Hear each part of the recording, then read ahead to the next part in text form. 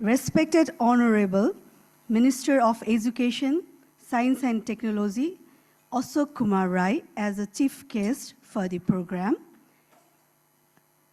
President of Board of Trustees of Madan Bhandari University of Science and Technology, respected Padma Jyoti Sir, Board of Trustees,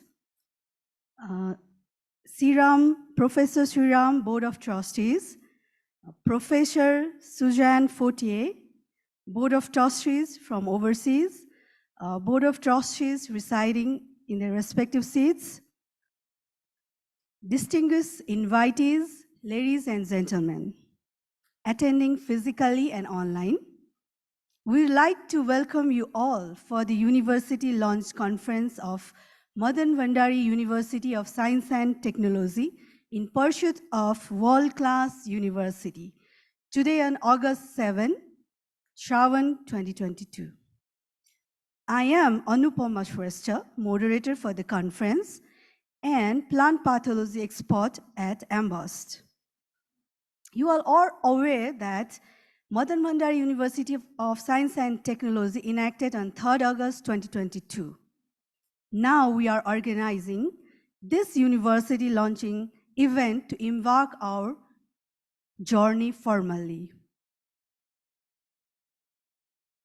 Without much delay, now I would like to request our chair of the program, Board of Trustee, Padma Jyoti Sir, to deliver welcome speech. Please, sir.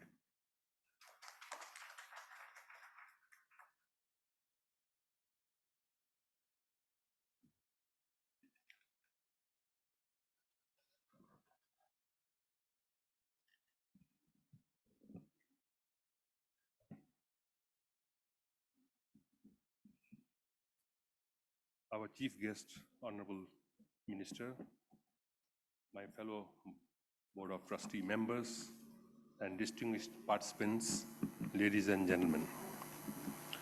I am very honored to welcome distinguished participants and guests from government, academia, business community, and friends of MBUST, not only from Nepal, but also from overseas. All of you have either played a part in creating this exciting new university or are here to support and nurture us in the coming days. We at Madan Bhandari University of Science and Technology, MBUST, are very happy to see you. A special and warm welcome to our chief guest, Minister of Education, Honorable Sri Ashok Rai. I remember meeting Professor Rajendra Joshi 7 years ago on 12th August 2016 and listening to his passionate vision of a world-class University of Science and Technology here in Nepal. Through our National Business Initiative, NBI, an organization of business for peace building and responsible ethical business practices, we helped to organize a few meetings with the business leaders from private sector to interact with Professor Joshi and his team of national and international educationists. From the group, Professor Sriram, Professor Sudarshan Raj Tiwari, Professor Pushkar Bajracharya, Honorable Giriraj Mani Pokhrel, and other eminent persons are also present here today in this audience. I can also see many of my colleagues from private sector and Mr. Kush Kumar Joshi, who is the current president of NBI. Back then, in 2016, we held a large workshop meeting on 16th November 2016 at Annapurna Hotel. At that time, we called this proposed university National Institute of Engineering and Technology. In that workshop, I was given the task of speaking on behalf of the business community, and it may be worthwhile revisiting some of the things we said, because most of it may still resonate today with the thinking of the entrepreneurs and the business community. And at that time, we had made the following points. In a country like ours, the linkages between academia and business are not mature. There's a mismatch between demand and supply of employable skills in our graduating students and manpower. And at a higher level, it was felt that university research should be producing knowledge and technology that our entrepreneurs can convert into competitive strength for industry and increase country's wealth. The size of business in our country does not permit Nepalese companies to fund public research alone or directly. So a collective effort and partnership approach is needed to match areas of research to the needs of the country and the economy and actual constraints facing our economic development. Quality of the research and trust in the university are necessary ingredients to improve this collaboration into a sustainable win-win partnership. So when we say world-class, it is not just a label. It is a means to address the issues of quality and trust by bringing in the highest standards of research and teaching and among faculty and its students. Governance of many of our institutions, including, sadly, our educational institutions, have suffered due to political interference. If we can devise a structure to shield the proposed university from such party politics, half our battle will be won. In summary, the two main points raised at that workshop were: one, the government support and cooperation is absolutely essential, but the proposed university should be kept free of politics. The new university should function professionally and with autonomy to pursue its goals of excellence. Two, the studies or research should be relevant to the needs of the country and solve problems to make our industry more competitive, and partnership industry, wherever possible, was suggested as a means to do this. Well, these were the views we expressed 7 years ago, and it's surprising how it rings true even today for many of us. But nothing seemed to happen after those meetings in 2016. But we were so fortunate that a small group of people led by Professor Joshi did not give up and worked with passion and patience over 7 long years for realizing their vision of a world-class university in Nepal. So today, this launch of MBUST is a matter of joy and great satisfaction for all of us. I'm sure that all sections of our society, our well-wishers, collaborators, and our international development partners will share our happiness. Here, we must also salute and give credit to the political leaders and the high officials in Nepal government and eminent persons of the academia. Many of them are present here today. Your wisdom, belief, and support are the reason why we are here today successfully witnessing the launch of MBUST. Our grateful thanks to you. Today, we will hear from a number of senior and experienced professors from the top universities of the world about how universities can achieve world-class status and how these universities can transform countries and economies. There are excellent examples of a number of forward-looking countries who recognize and prioritized the importance of research-based universities to take their countries to the top. Today, MBUST is born and ready to take its first steps. MBUST is a university which commits to higher standards and values in its governance and operations. This is a university which has autonomy to function and will contribute to a prosperous and just Nepal. A university which does this through creation of new knowledge and technology.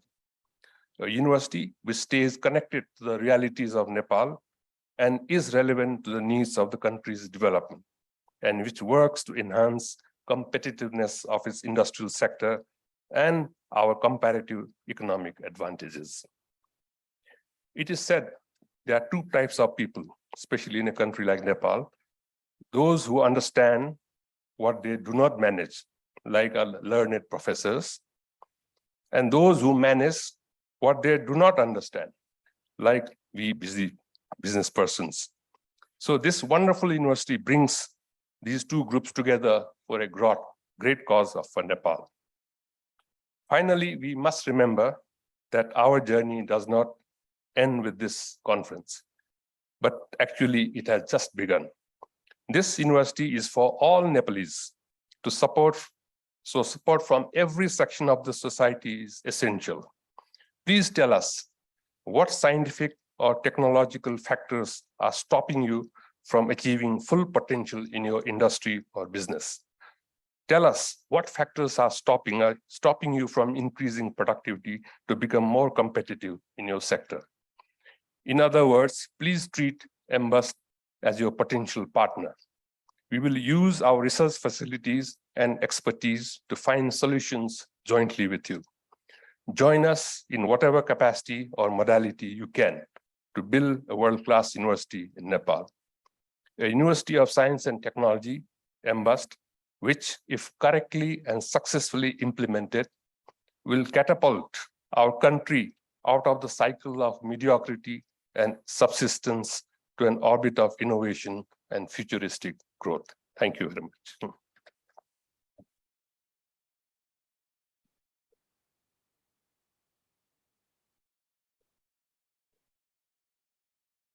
Thank you, sir.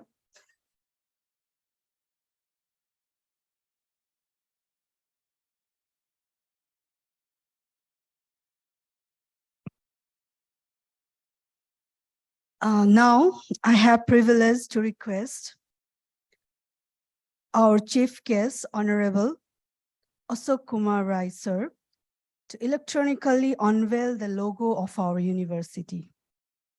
I would like to ask our sir, respect sir, to help him with the process.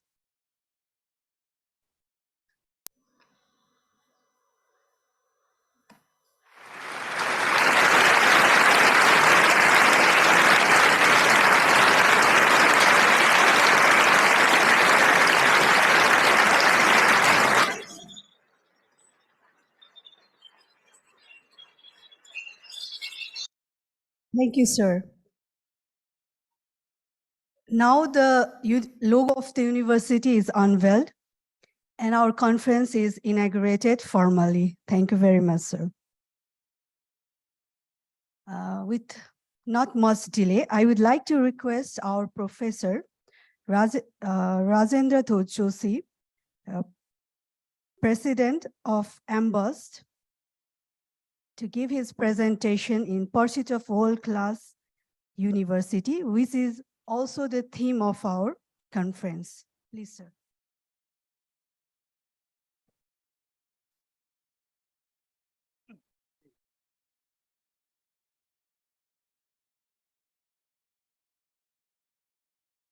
In mic ta छैन hand mic छ it's little uneasy to stand at the same time.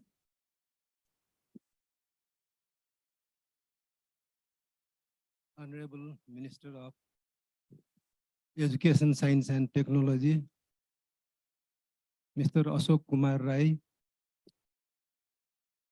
Mr. Padmajyoti, Chairperson of the Board of Trustees of the University, Professor Sriram Ramakrishna, Trustee of the University, Professor Sujan Bhartiya, also Trustee of the University, Professor Sanjay Khanal.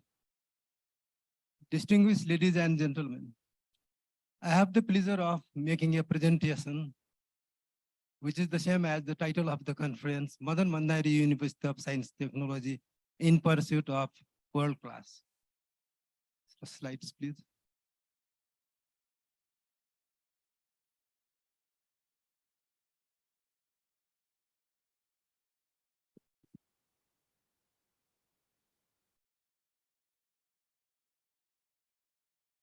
Okay, while slide is preparing, I am starting with my experience. I was born in 1951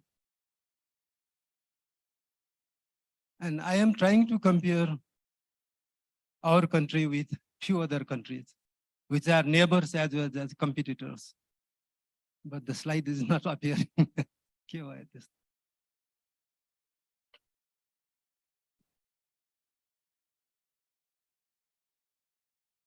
And if I compare the wealth of Nepal when I was a child, of course we have made progress. Our GNI per capita increased around 26 times. And some people feel that we are progressing. We are not living in the same type of buildings. We have potable water at our homes. We didn't have car, now we have car. But one cannot, I think I have to go down. Because professors do not like to sit in one place, especially when they do not see screens. Next, next मैले गर्नु पर्यो कता हो यो पनि गर्ने हुँदैन के हो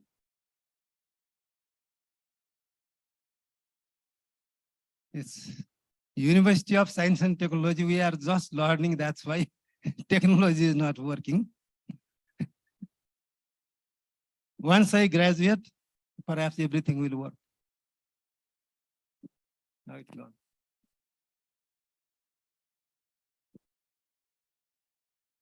Now the countries I am comparing are India, Bangladesh, China, Bhutan, not Singapore, not comparable. Then Thailand, Laos, and Vietnam. And what I have found is in the 60s, we are almost similar. Now I will show you the chart, how it is different. But it's taking time. Maybe because we want to hide those pictures. Because when I see those pictures, I get angry, I get frustrated. Maybe same is happening with our colleagues. Don't hide. Unless you know your weakness, you will not be able to improve.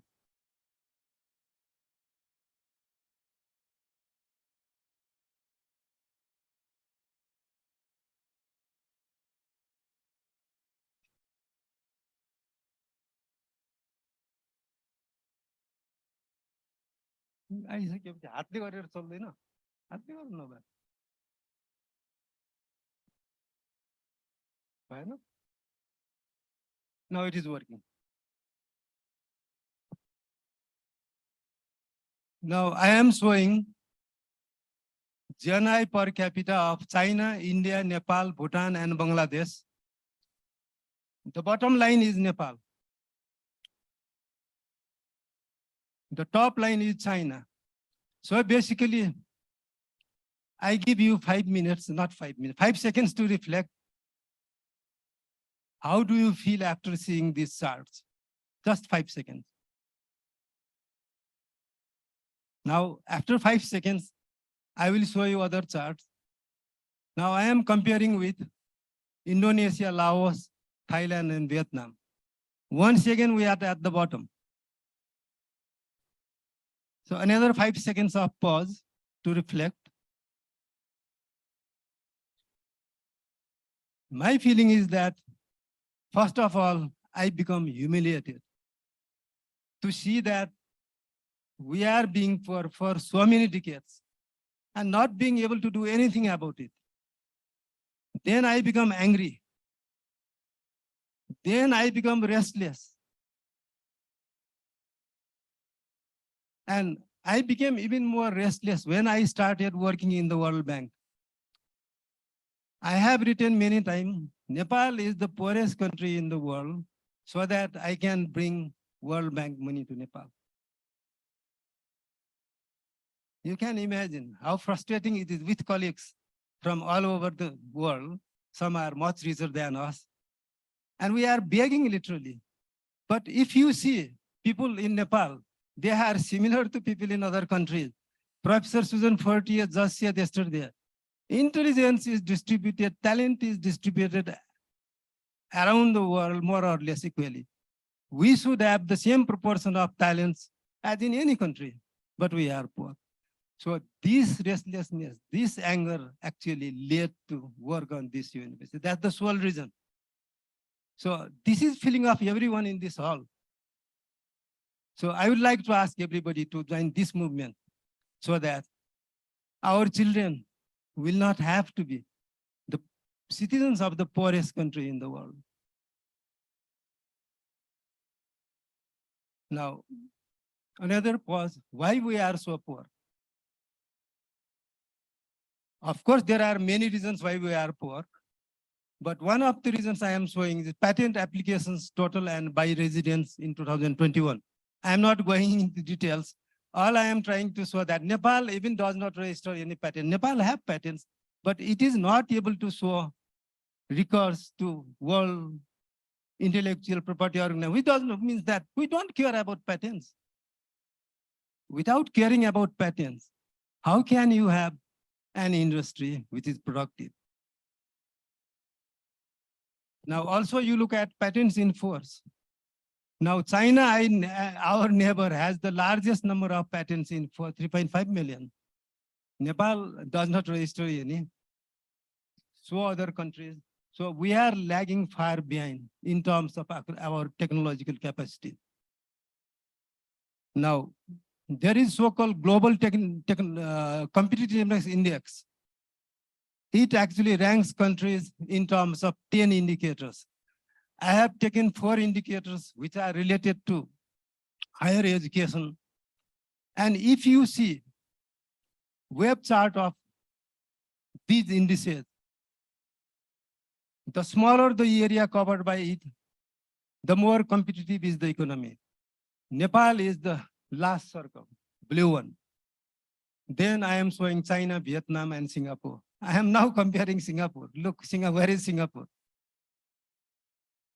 Very small area cover. That means most competitive country. So basically, the message I want to relay to you is that unless we can climb the rank of competitiveness, climb the rank of patents, there is no chance for Nepal to be prosperous. Now, very briefly, I'm not going into details. If you want to be competitive country, you need to have technology. If you want to have good technology, you need to have good university. So there is clear linkage between world-class universities and great economies. On the chart are high-income countries with small populations, small territory, without natural resources, but they are still rich because they do have world-class universities. I'm adding China at the last. China is not high-income country as yet, or just becoming high-income country. It also has world-class universities.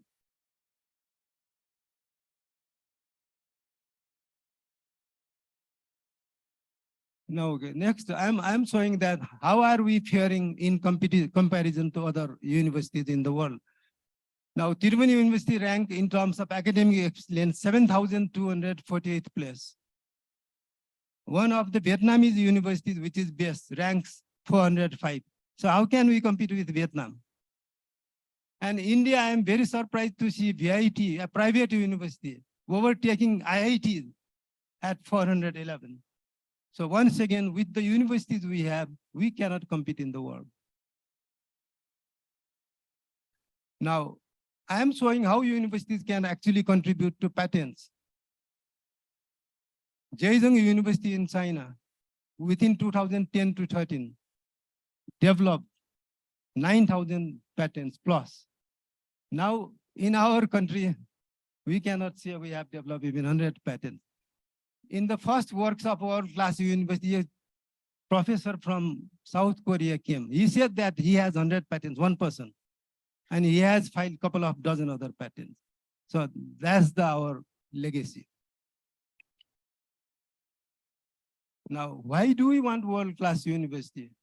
The reason we want world-class university is to develop competitive economy by transferring knowledge and technology developed in universities to enterprises with our chairperson of the board of trustees has already said, our companies are not able to do research and upgrade their technology. Partnership between university and industries should be able to help with it.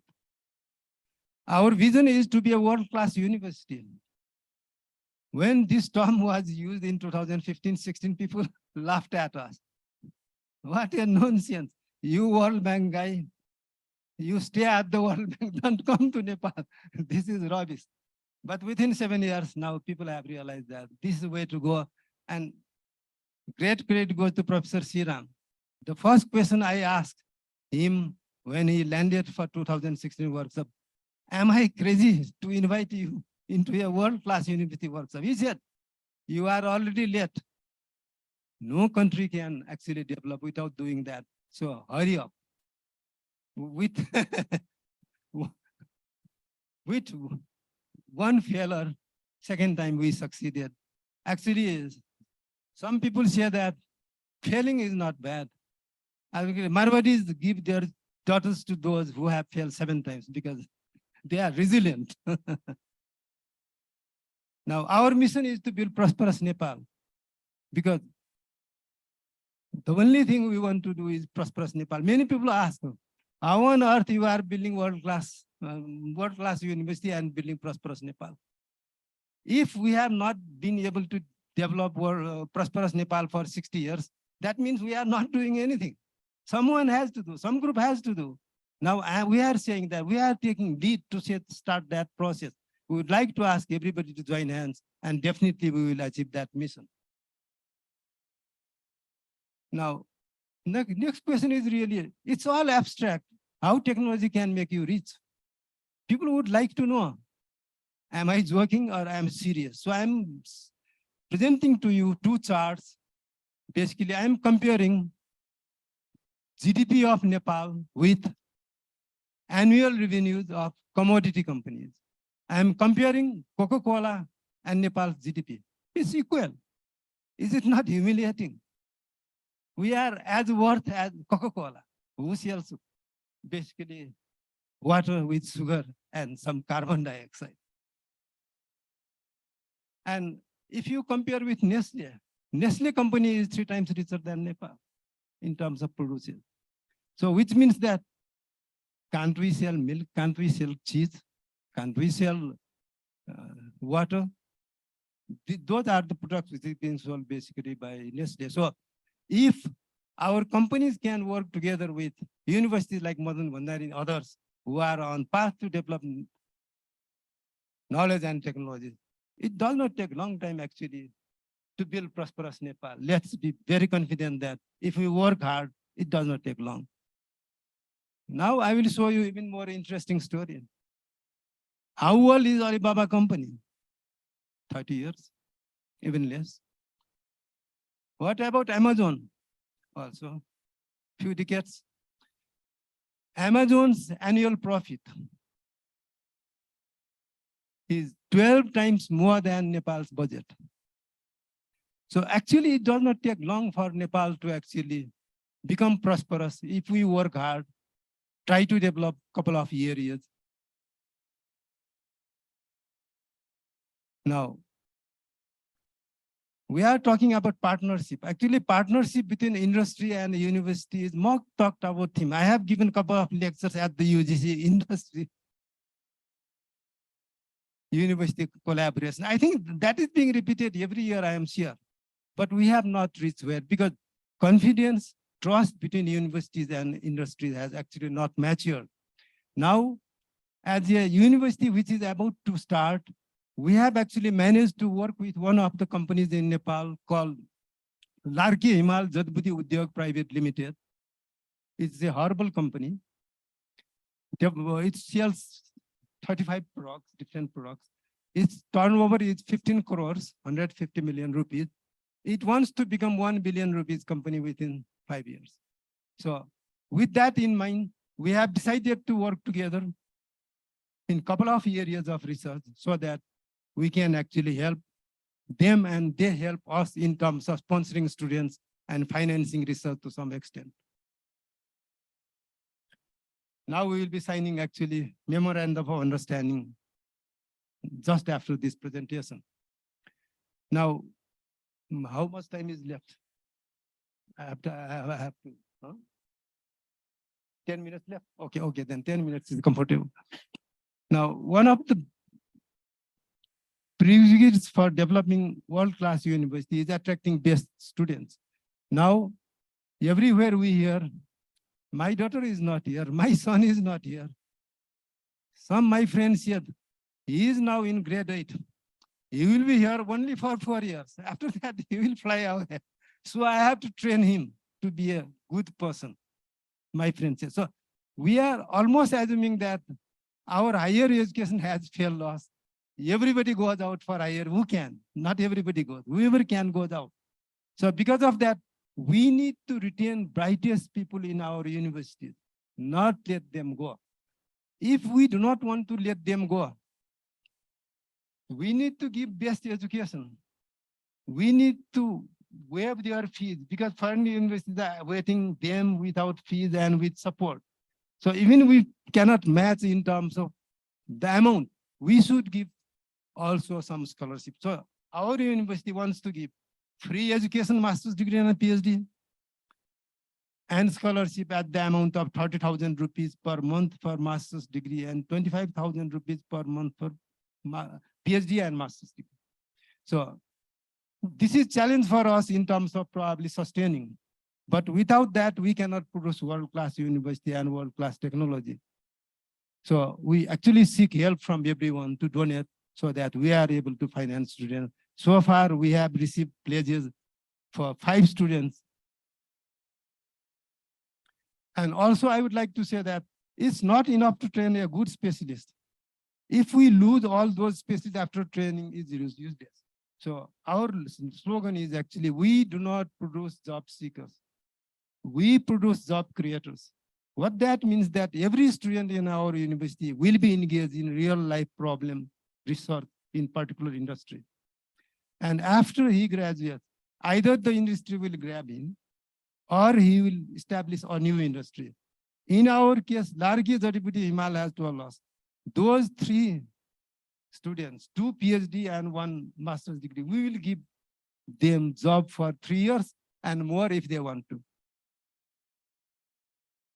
Then attracting best faculty, it's taking a long time, so I'm not going to detail. Attracting best faculty is a problem. That once again costs money, but we are very lucky that non-resident Nepalese as well as other international colleagues are voluntarily supporting this institution. The same way as Professor Siram and Professor Susan is doing.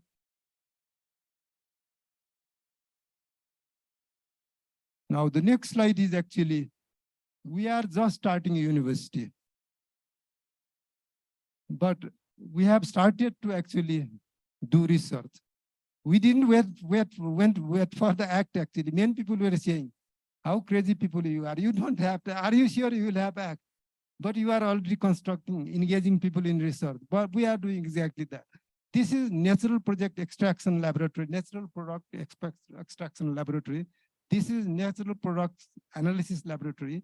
The results of analysis are already shown. Papers have been already been published. We have already helped farmers in around Chitlang.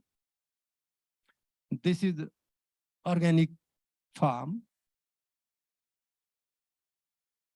This is the academic council. Distinguished professors from around the world are participating in our academic council, board of trustees.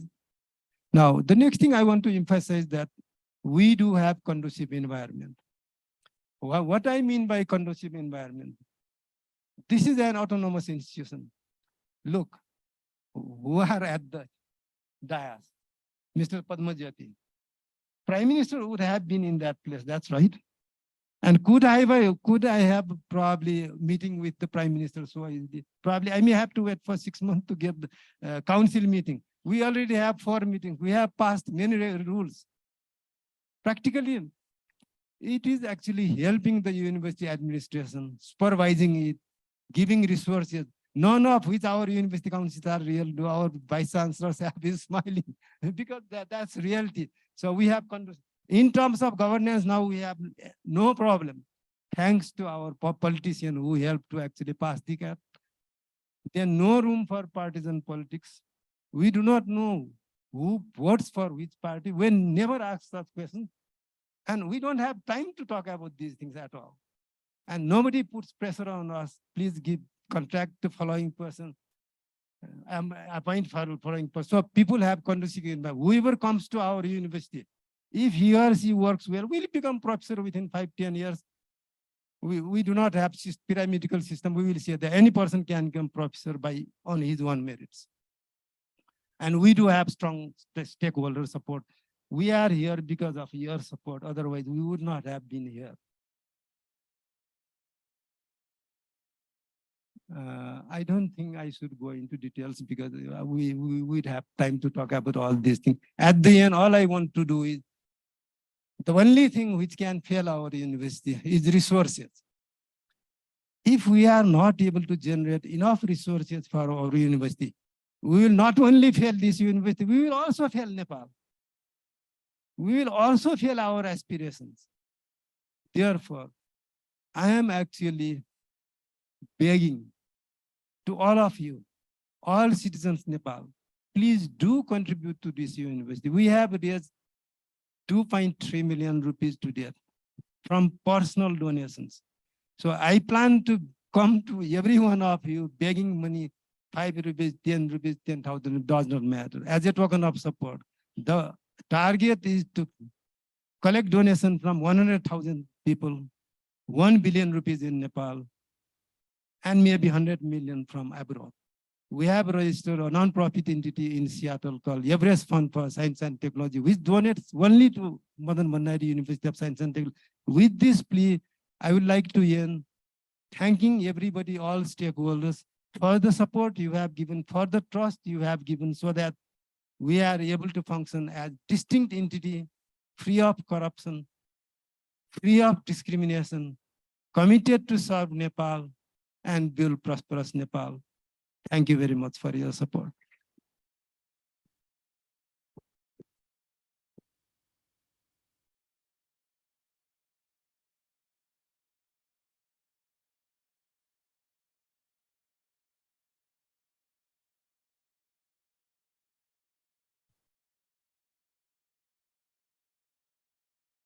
Thank you, President Professor Rajendra Doshi, sir.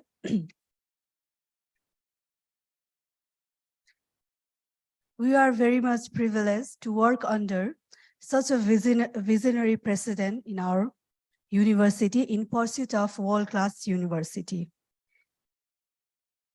As we all know that, I would like to share that MBUST is focusing in academic and research activity relevant to economic development of our country through a strong partnership. So we have initiated industrial partnership, and today, in this occasion, MBUST is going to sign Memorandum of Understanding with Larke Himal Jaributi Udyog Private Limited of joint research and development. And this is the first MOU of MBUST with industrial partner. So we shall have a short MOU signing ceremony now. May I now request Professor Rajendra Doshi, President of MBUST, and Mr. Deepak Pandey, Chief Executive Officer of Larke Himal Jaributi Udyog, to proceed. I would like to ask our resource intern, Ms. Nilam Limbu and Anamika Saha, to help with the proceedings. Please, sir.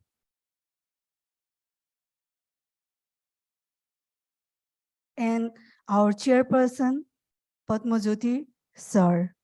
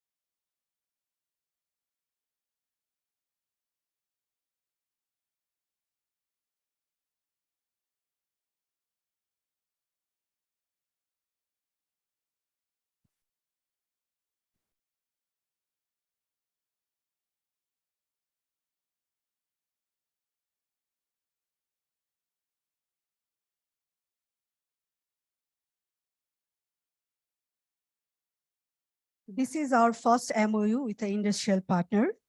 And thank you very much, sir. I hope this MOU shall contribute in economic development of our country as well.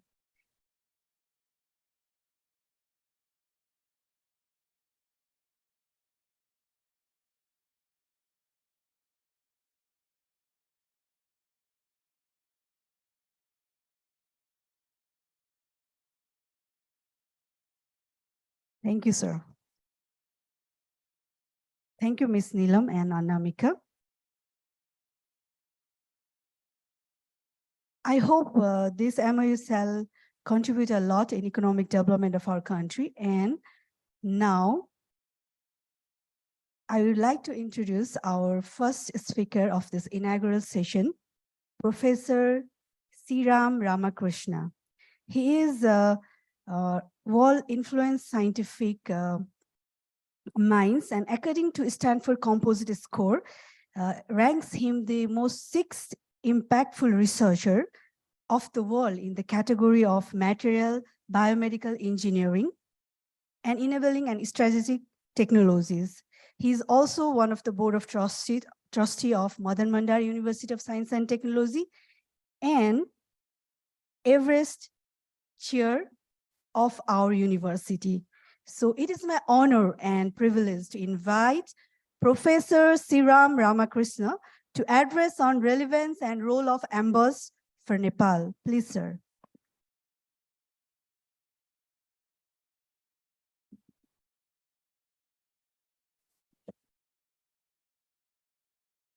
Namaste. Honorable Minister Ashok Kumar Rai, MBUST Chairman Padmajyoti, MBUST President Professor Rajendra Joshi, fellow Board of Trustees, eminent people of Nepal, ladies and gentlemen, a very good morning to you. I may be very short in saying this special feeling of launching a world-class university in Nepal. The best way to put that is, it is like akin to becoming a new parents. When you have a newborn baby, the joy and happiness parents feel is absolutely unimaginable. So my smile, my face probably would not be conveying the best, but you know, you're all parents one day in your life, or you have seen the joy of your own parents when they had you. So I'd like to congratulate the minister because it's an important milestone for a country like Nepal to do it.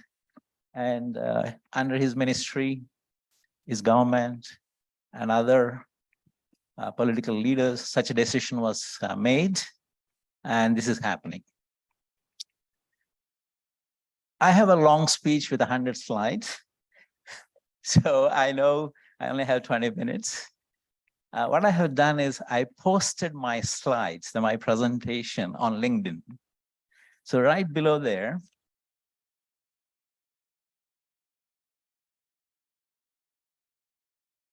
yes, there's a pointer. Yes, yes. So right below there, no, here, I know. So right below there, there's a LinkedIn. Just put my name and a copy can be downloaded, right? So now the media has successfully transformed all the human minds. What does that mean is nowadays, nobody wants to read long newspapers. They want to know what is your key message. They want to get that in their mobile phone, right? So my 100 slides, I'm going to summarize in 3 key important messages. Message 1, when you have a world-class university, you're going to attract Nepalese diaspora that's been all around the world. and they are actually being exposed to the best scientific research, education, technology platforms around the world. So those Nepali diaspora would be happy to come back in one way or other, engage when you have a platform like MBUST, a world-class university. I know you may not believe me, but I have to come up with an evidence. This morning, I woke up, I got this message, and this is exactly what the message is. This is from Krishna Dongal. Name sounds Nepalese, right? So he sent me a message. He lives in Singapore for the last 20 years. And has a postdoc in Kyushu University in Japan. So his message is to me this one. Good morning, Professor Siram. I was happy to see that you are supporting in my country, Nepal's education department by associating with Madan Bhandari University of Science and Technology. That's his first line this morning. So I said, when I saw that one, I thought, okay, my speech is done, right? When you get a message like that. Then I replied to him, future is being created here. Your experience will be helpful to them too. That was my reply. And he said, Prof, I will be happy if I can support there as a Nepali living outside. Second, so please let me know how I can help out. That's what he said. I said, absolutely, you can. And they would love to have your association, basically. So that's a first clear-cut example. And it's not a deep fake message from AI. It's a real person. So point two is, Nepal has successfully exporting talent to the rest of the world. We have a huge number of people. They are remitting lots of rupees and dollars to Nepal. And obviously it is contributing to the economy of Nepal. But moving forward, if you like to retain the talent and also have a multiplier impact, much more than simple remittances, you need vehicles and platforms for these talents to stay here.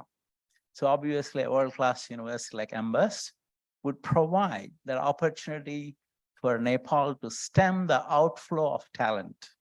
That's point two. Point three, the world, what we know, is highly dynamic, highly competitive. Every product, every service, everything we do is constantly competed nationally, internationally, and globally. So for any country or any company or any individual to remain competitive, they got to be infused with the better knowledge, better skills. That's exactly what a world-class university provides. So with that, when you have such dynamism happening in Nepal, I'm very sure that would contribute to the competitiveness of the companies, the services you provide, the people you have, eventually lead to economic growth, new job creation, also keeping the current jobs still there, otherwise they will vanish. Like recently, artificial intelligence is actually redefining the job sector. Obviously, you need advanced skills and knowledge so that people can be still engaged and employed. So when that happens, you have a country where people feel they're looked after, they feel it is well-being is looked after. So in summary, those are my 3 points. So I've done all my 3 points in 10 minutes. So now I take you through the 100 slides so that you know this guy is just not talking, he has lots of information, yes? But I will stick to the time so that Honorable Minister will have the more time to share his vision and passion for this particular effort. Okay, before I say that, you can recognize those 3 individuals. They're like ready to go for sprint, right? So I'm the cheerleader, but the real sprinters are Professor Joshi and Padma Jyoti. And of course, We met in 2016, and some of the colleagues I know we met before. I think what kind of discussions we had in 2016, and I'm really glad to see MBUST actually taken the shape and is actually ready for running. And of course, that requires active support, participation from all of you. Okay, that's my outline of all that, whatever I'm going to say, I already summarized it, but this provides you the evidence. So here is a comparison. I'm trying to underscore the role and importance of MBUST for Nepal. So allow me to compare Nepal, Malaysia, which is my neighbor, and Singapore. That's where I am from. It's a busy slide. You don't need to look at everything. Look at the far right column. Nepal and Malaysia has roughly 30 million people. And whereas Singapore is about 5+ million people. So we are 1/6 of you. GDP per capita, Nepal is about 1,300. Malaysia is 13,000. Singapore is 91,000. Okay, now focus on the third column. The expenditure on tertiary education as a percentage of government expenditure, Nepal is 11%, Malaysia is 21%, Singapore is 35%. In other words, we pay a lot of attention how the university sector competing globally. And the other side is R&D expenditure, 0.3 for Nepal, Malaysia is 1%, Singapore is 2%.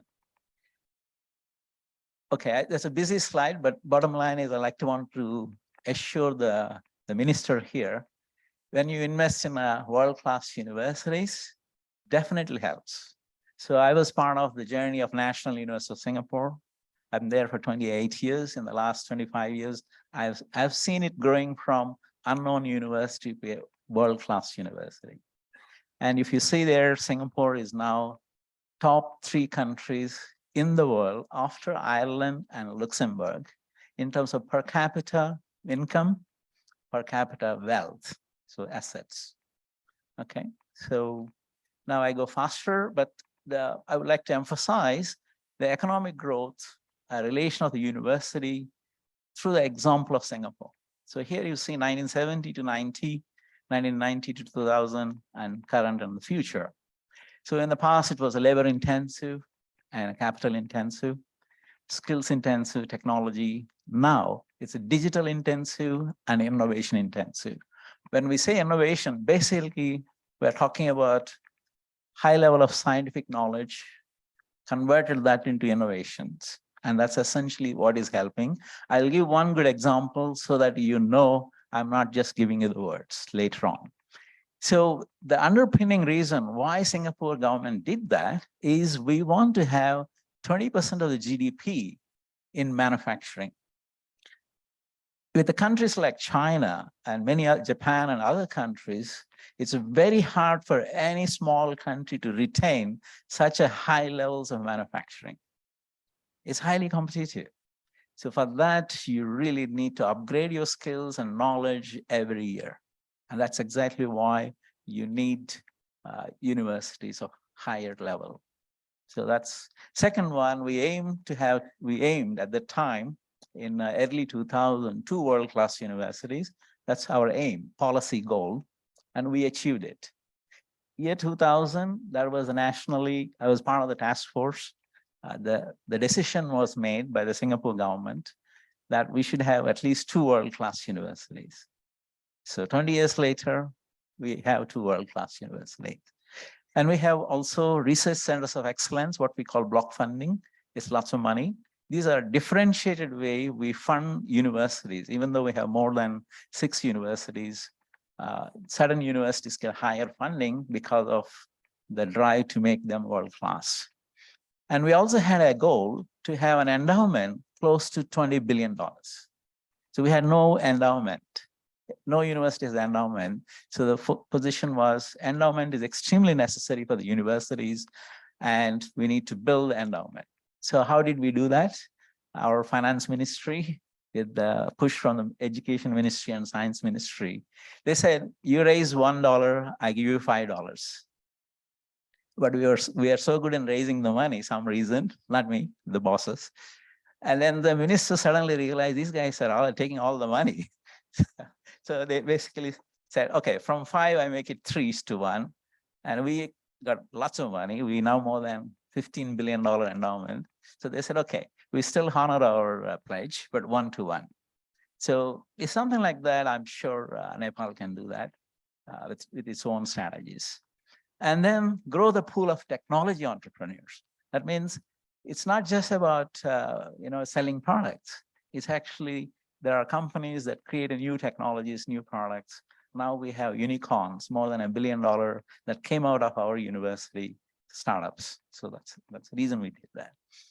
So now it's a lot of detail, but I'll go very, very fast so that I'll stick to the time. So here is, for example, the global brands that market cap. Apple, recently their market cap is $3 trillion. One company in the world. 3 trillion is equivalent to almost, maybe 3 years ago, equivalent of GDP of India. That was $3 trillion. That's it. And on this side, that guy, he's the boss, right? CEO. If you look at his salary, ordinary employee will take 808 years to have that level of wealth, his salary. So why am I giving that example is you don't want to be left out because industries are transforming. So Nepal cannot afford to be left out. So the only way you can do is get in the game. Okay, so here is, of course, Zazen.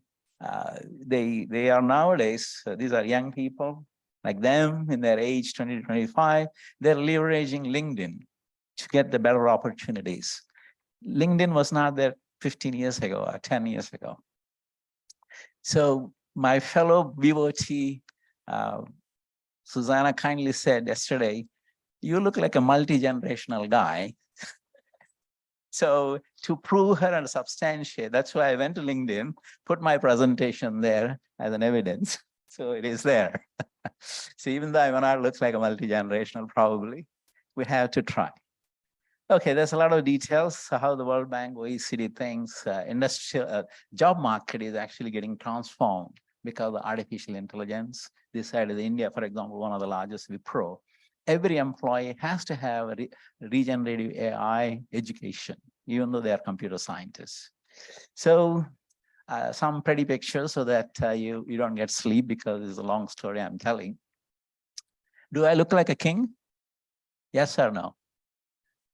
Okay, at least you agree, right? I know it's a bad word to say, but okay.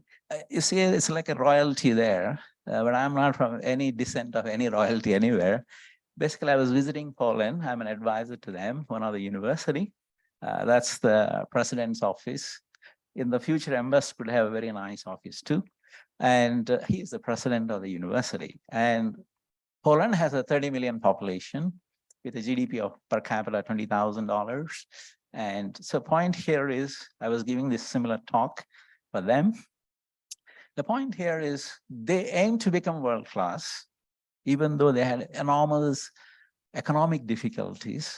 There is a depression in that area. All the coal industry had to be closed down. But they felt, hey, we cannot give up. So they actually tried, and they've been trying, and they are moving up. So in other words, current economic situation should not be a discouragement in trying. So in fact, people say, how can a low-income country imagine to have a world-class university? If you give up, that's a giving up attitude. You really have to try. Actually, you don't have a choice. Every living being has to try to live, right? The same way, every country has to aspire for it in its own way. Okay, so now it's a lot of details. This is about number of researchers per million population, percentage GDP expenditure, and you can obviously, high-income countries have a higher research expenditure, also world-class institutions. You can see the colors of the map.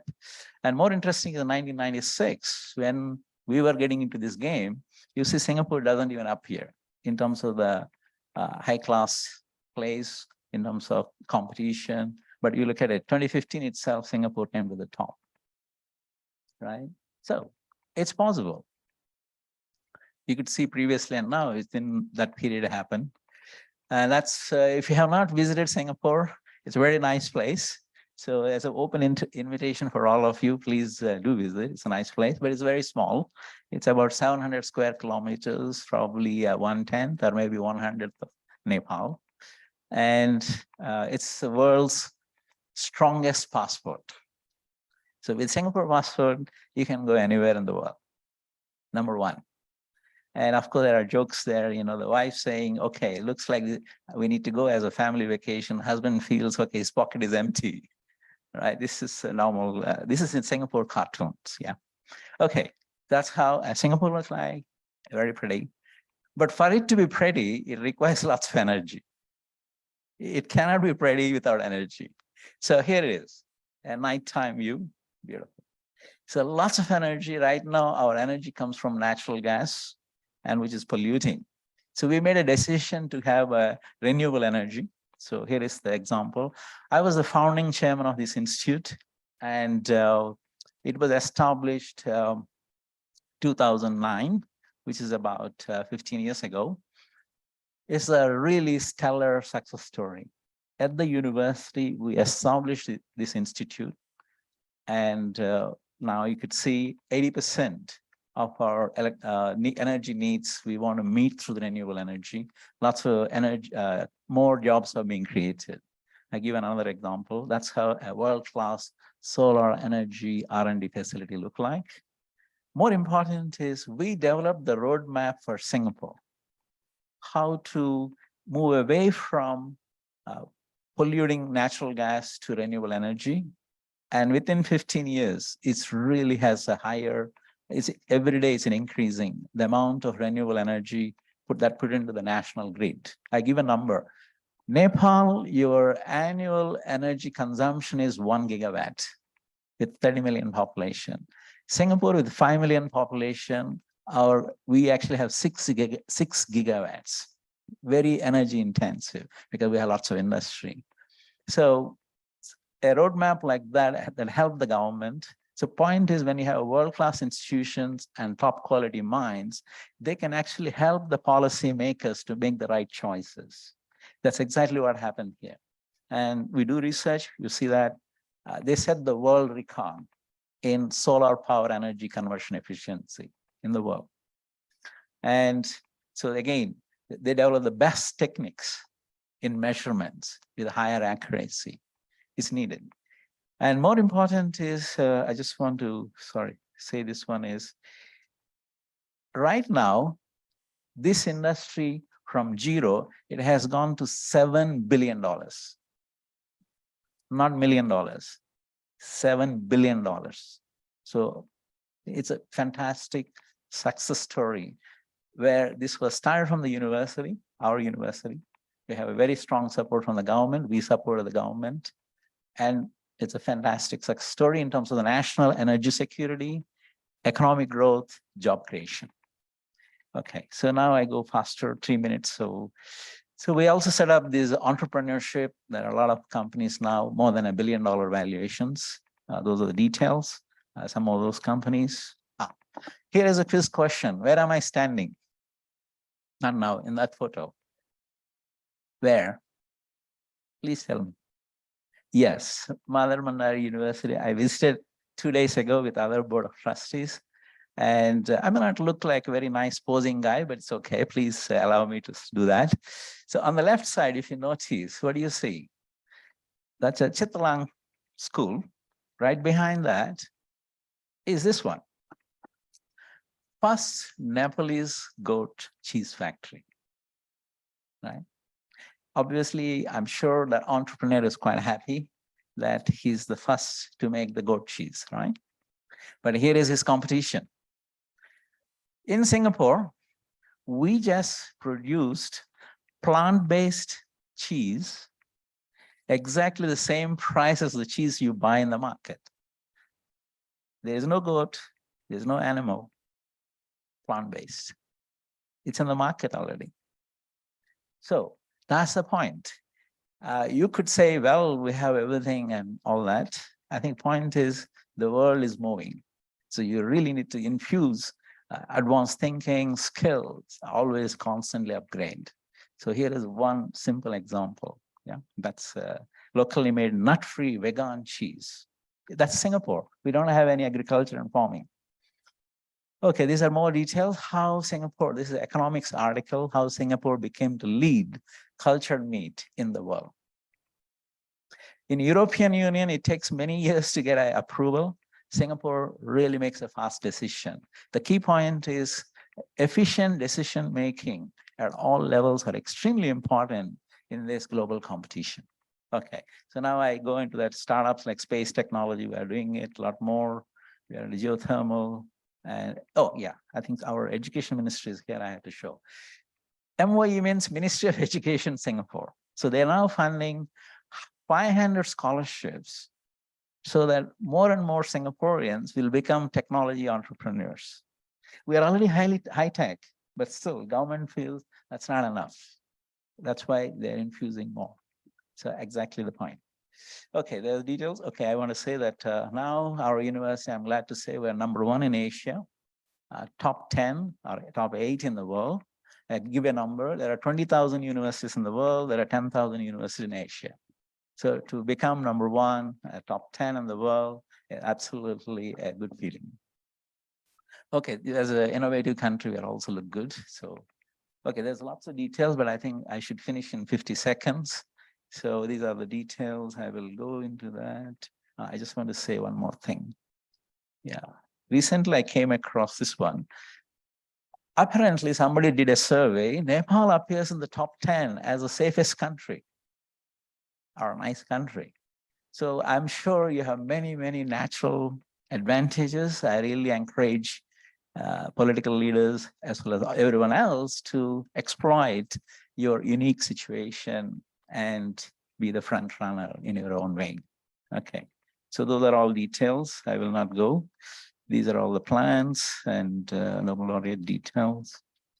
I just want to see if I have any punchline and then I will stop it. Yeah, so part of the World Bank team where we were looking at South Asia cooperation. I think these international organizations like ADB, World Bank, and many others probably could be leveraged in enhancing funds for your own educational pursuits. Okay, those are the details. I will not go into these details now. Yeah, yes, okay. Okay, I would like to basically thank you, all of you, for your attention, more specifically the minister as well as a fellow board of trustees for giving me this opportunity to share my enthusiasm. Thank you so much.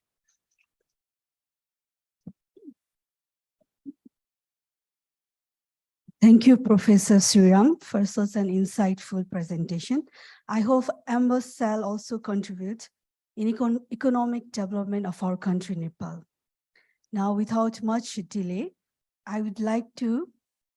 with a delight, I would like to request our chief guest, Honorable Minister of Education, Science and Technology, Ashok Kumar Rai, to give his inaugural speech in this inaugural session. Thank you. Please, sir.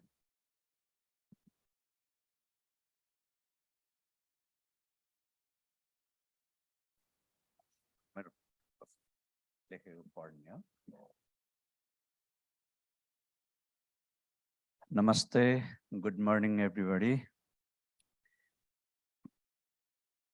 Mr. Padma Jyoti, Chair of the inaugural session and Chairperson of the Board of Trustees of the University.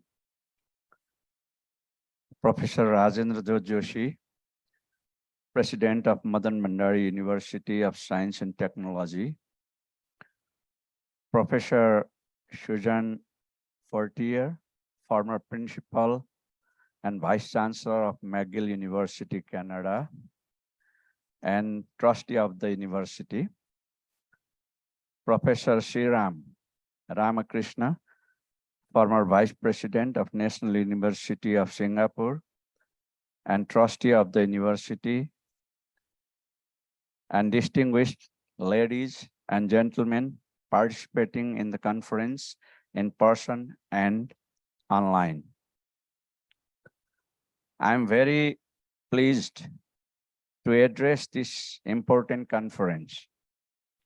I would like to express my deep satisfaction with the opportunity to inaugurate the launch of a new type of university in Nepal as a chief guest. Madan Bhandari University of Science and Technology Act have mandated the university to deliver the world-class teaching and research. I would like to congratulate the university team for being guided by this mandate right from the beginning. I have heard about the establishment of Madan Bhandari University of Science and Technology before being the Minister of Education, Science and Technology. But I got to know about the novel mission of the university only after I received a briefing on the university in the capacity of the minister from President Joshi. I was very impressed with his presentation. The first word I uttered after hearing the briefing was, there are still people who love Nepal. And I said to him that I am happy to support the noble cause of the university with all means at my disposal.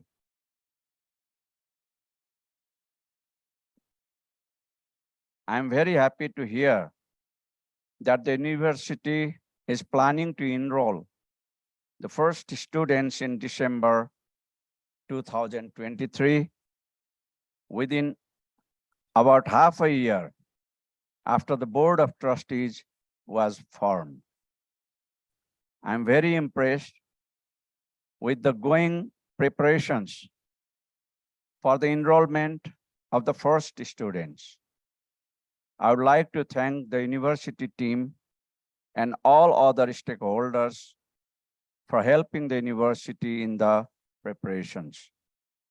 I'm particularly impressed with the support being received by the university from distinguished academicians and university leaders of international repute. The support I take as an evidence of the importance of the initiative to build a world-class university in Nepal and the trust the university has earned from the international community. Using this opportunity, I would like to thank the following international speakers of the conference: Professor Susan Fortier, Professor Sriram Ramakrishna, Professor Nam Pyo Shu, former President, Korean Advanced Institute of Science and Technology, Emeritus Professor, MIT, and Trustee of the University.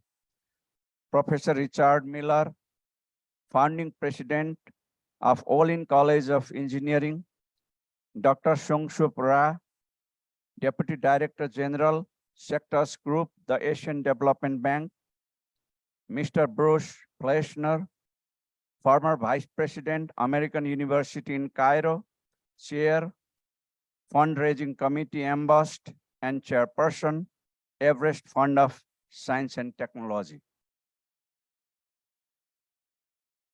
US, and Dr. Kenichi Ohashi, former Country Director of the World Bank for Nepal, Member Trustee, Recommendation Committee, MBUST, and Director, Everest Fund of Science and Technology.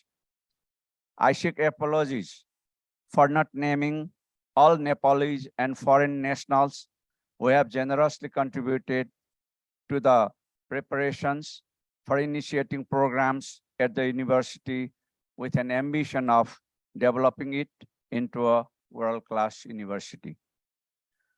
I would like to express my deep pleasure in witnessing the signing of the MOU between MBUST and Larke Himal Jaributi Udyog Private Limited, LSJU. This sets a very good example for the industry university collaboration at the MBUST and in other universities. I would like to congratulate the MBUST and LSJU for signing the MOU and wish them a very productive collaboration. I would also like appeal to industries to forge more partnerships with MBUST with a view to enhance the competitiveness of Nepal's economy. The MBUST Act is a major initiative for higher education reforms in Nepal. The success of this initiative will largely hinge upon the success of the MBUST. I would like to urge the MBUST team to leave no stone unturned to make this reform successful, which should pave a path for expanding this reform across the higher education sector. I am fully aware that MBUST has embarked on a very challenging task of delivering world-class teaching and research under severe constraints. I would like to inform this gathering that the Ministry of Education, Science and Technology will make best efforts to mobilize all resources at its disposal for supporting the MBUST to achieve its mission and vision. At the end, I would like to thank the audience for participating in this conference in person and online. Wish the conference a productive outcome, appeal to all stakeholders, national and international, to support the MBUST in its noble mission and appreciate the effort of all those who have worked hard for the successful organization of this conference. Thank you. Thank you very much.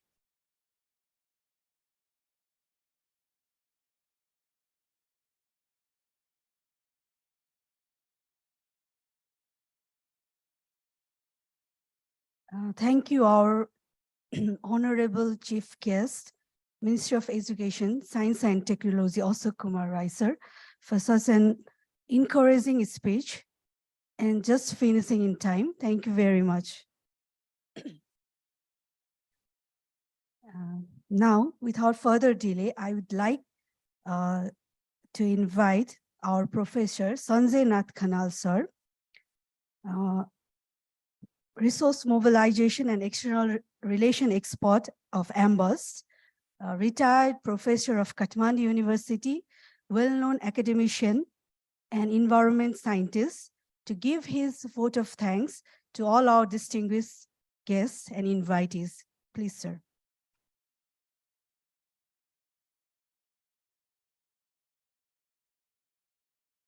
Thank you, Anubhava.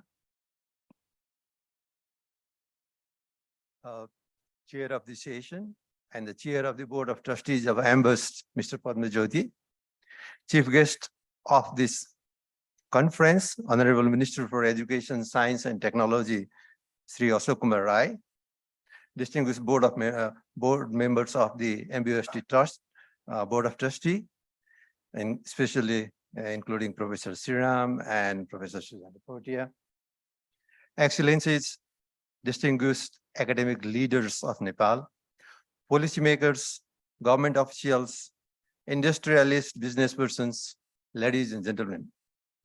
On behalf of MBUST, I have the pleasure and honor of expressing our deep appreciation and gratitude to Honorable Minister Ashok Kumar Rai for his continued support to MBUST, and today unveiling the logo and inaugurating the university launch conference, Madan Bhandari University in pursuit of world class.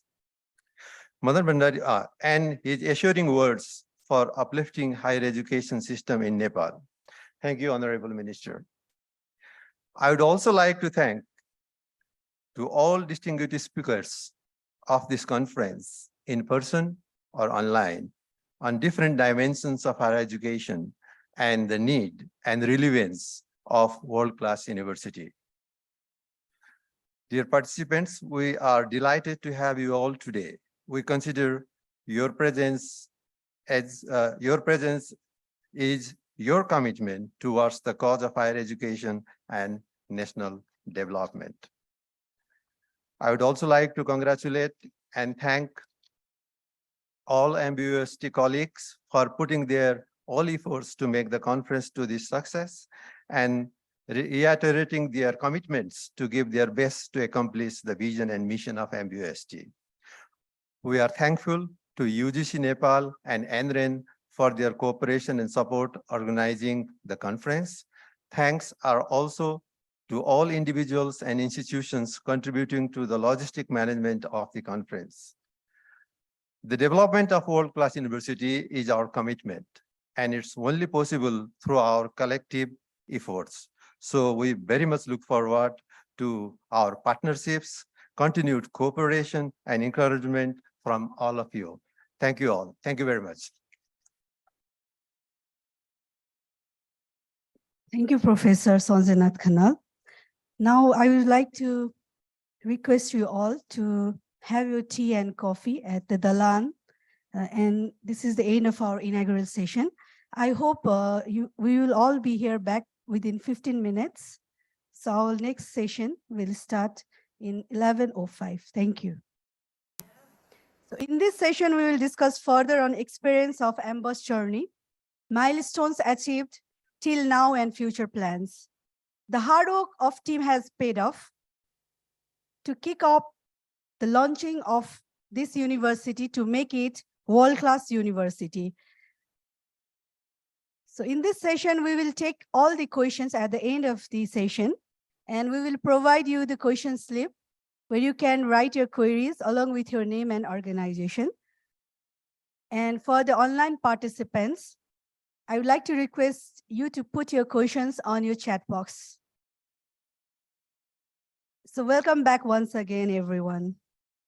Session 1, reflections on MBUST journey.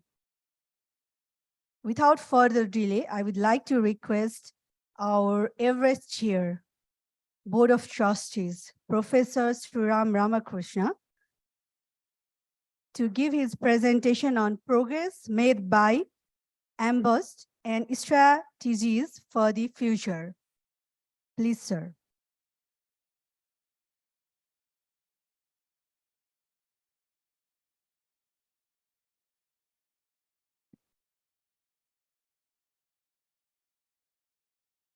Hello, welcome back from the nice, warm break. I hope you all managed to connect with each other and made new friends.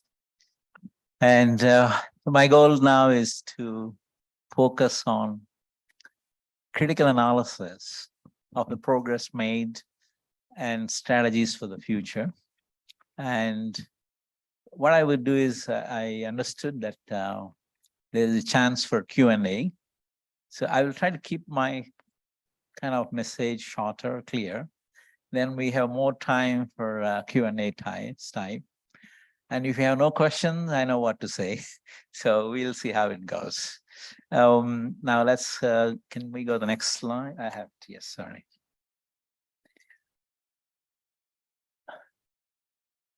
Take a minute, look at the slide. If you can read it, I don't know, sometimes screen is smaller. Those at the back, can you read it? Difficult. Okay, I'll read it. Even I can't read because it's small. Okay, the whole idea of why I put there is human beings generally have a crowd mindset. That means they just follow the crowd. But it's important to differentiate ourselves. Don't have to follow the crowd. The left side, that lady, she's basically, all she wanted is look at the Mona Lisa. And then everybody is crowding there and she just takes a picture of the nice Mona Lisa on the back of this another visitor. The whole idea is our life is filled with ticking the boxes without thinking. So that's basically what is happening around the world. If I had to repeat what fellow BOT member Suzanne Potier said to me in a private conversation, if she allows me to say it, I will say it. She said people have been told that they just mindlessly sit in their couches and look at the television. They actually don't think.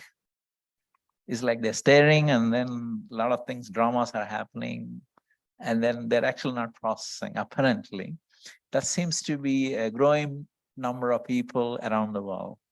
It's not that we are looking down or looking up, it's more about how there is a transformation, the human beings going about daily life. Of course, she also found out, somebody said, I'm not sure she believes or either I believe, apparently there is something called couch potato cells in our body. So since we slowly grow those couch potato cells, we just like to be couch potatoes. Anyway, so that's what she told me. If I said inaccurately, she's right there. So you can ask her directly, and then she will confirm whatever she observed internationally. The point is simple.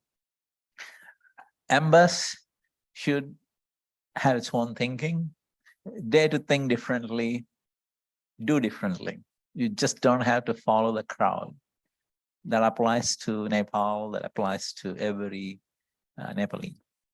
On the right side is more about, the world, even though heavily populated, actually there's plenty of things and opportunities in the world to do. Okay, that's just, so I have 2 slides, basically talking about how do we take MBUST forward. And I have basically 2 slides. This is slide 1. We should have built up a $1 billion endowment.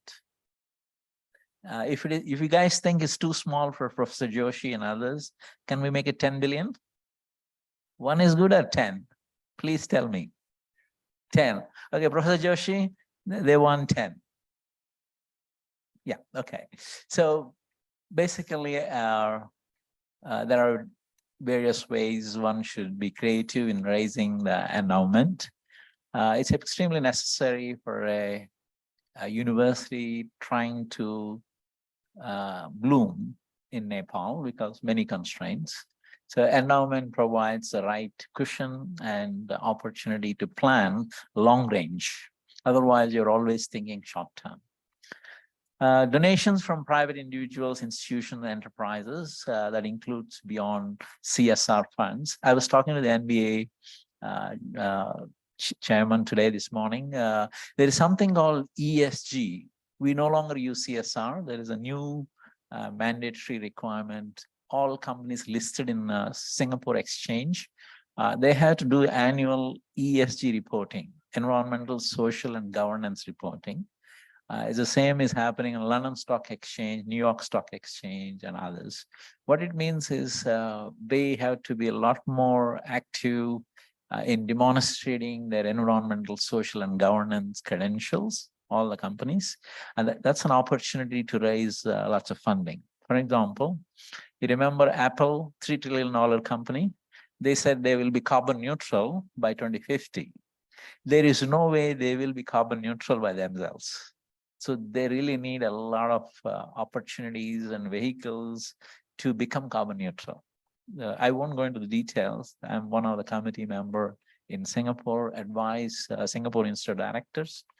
We focus on training the CEOs how to be still at the cutting edge. Otherwise, they all will be left out because the international train is moving and the Singapore companies, if they don't move, they will be left out.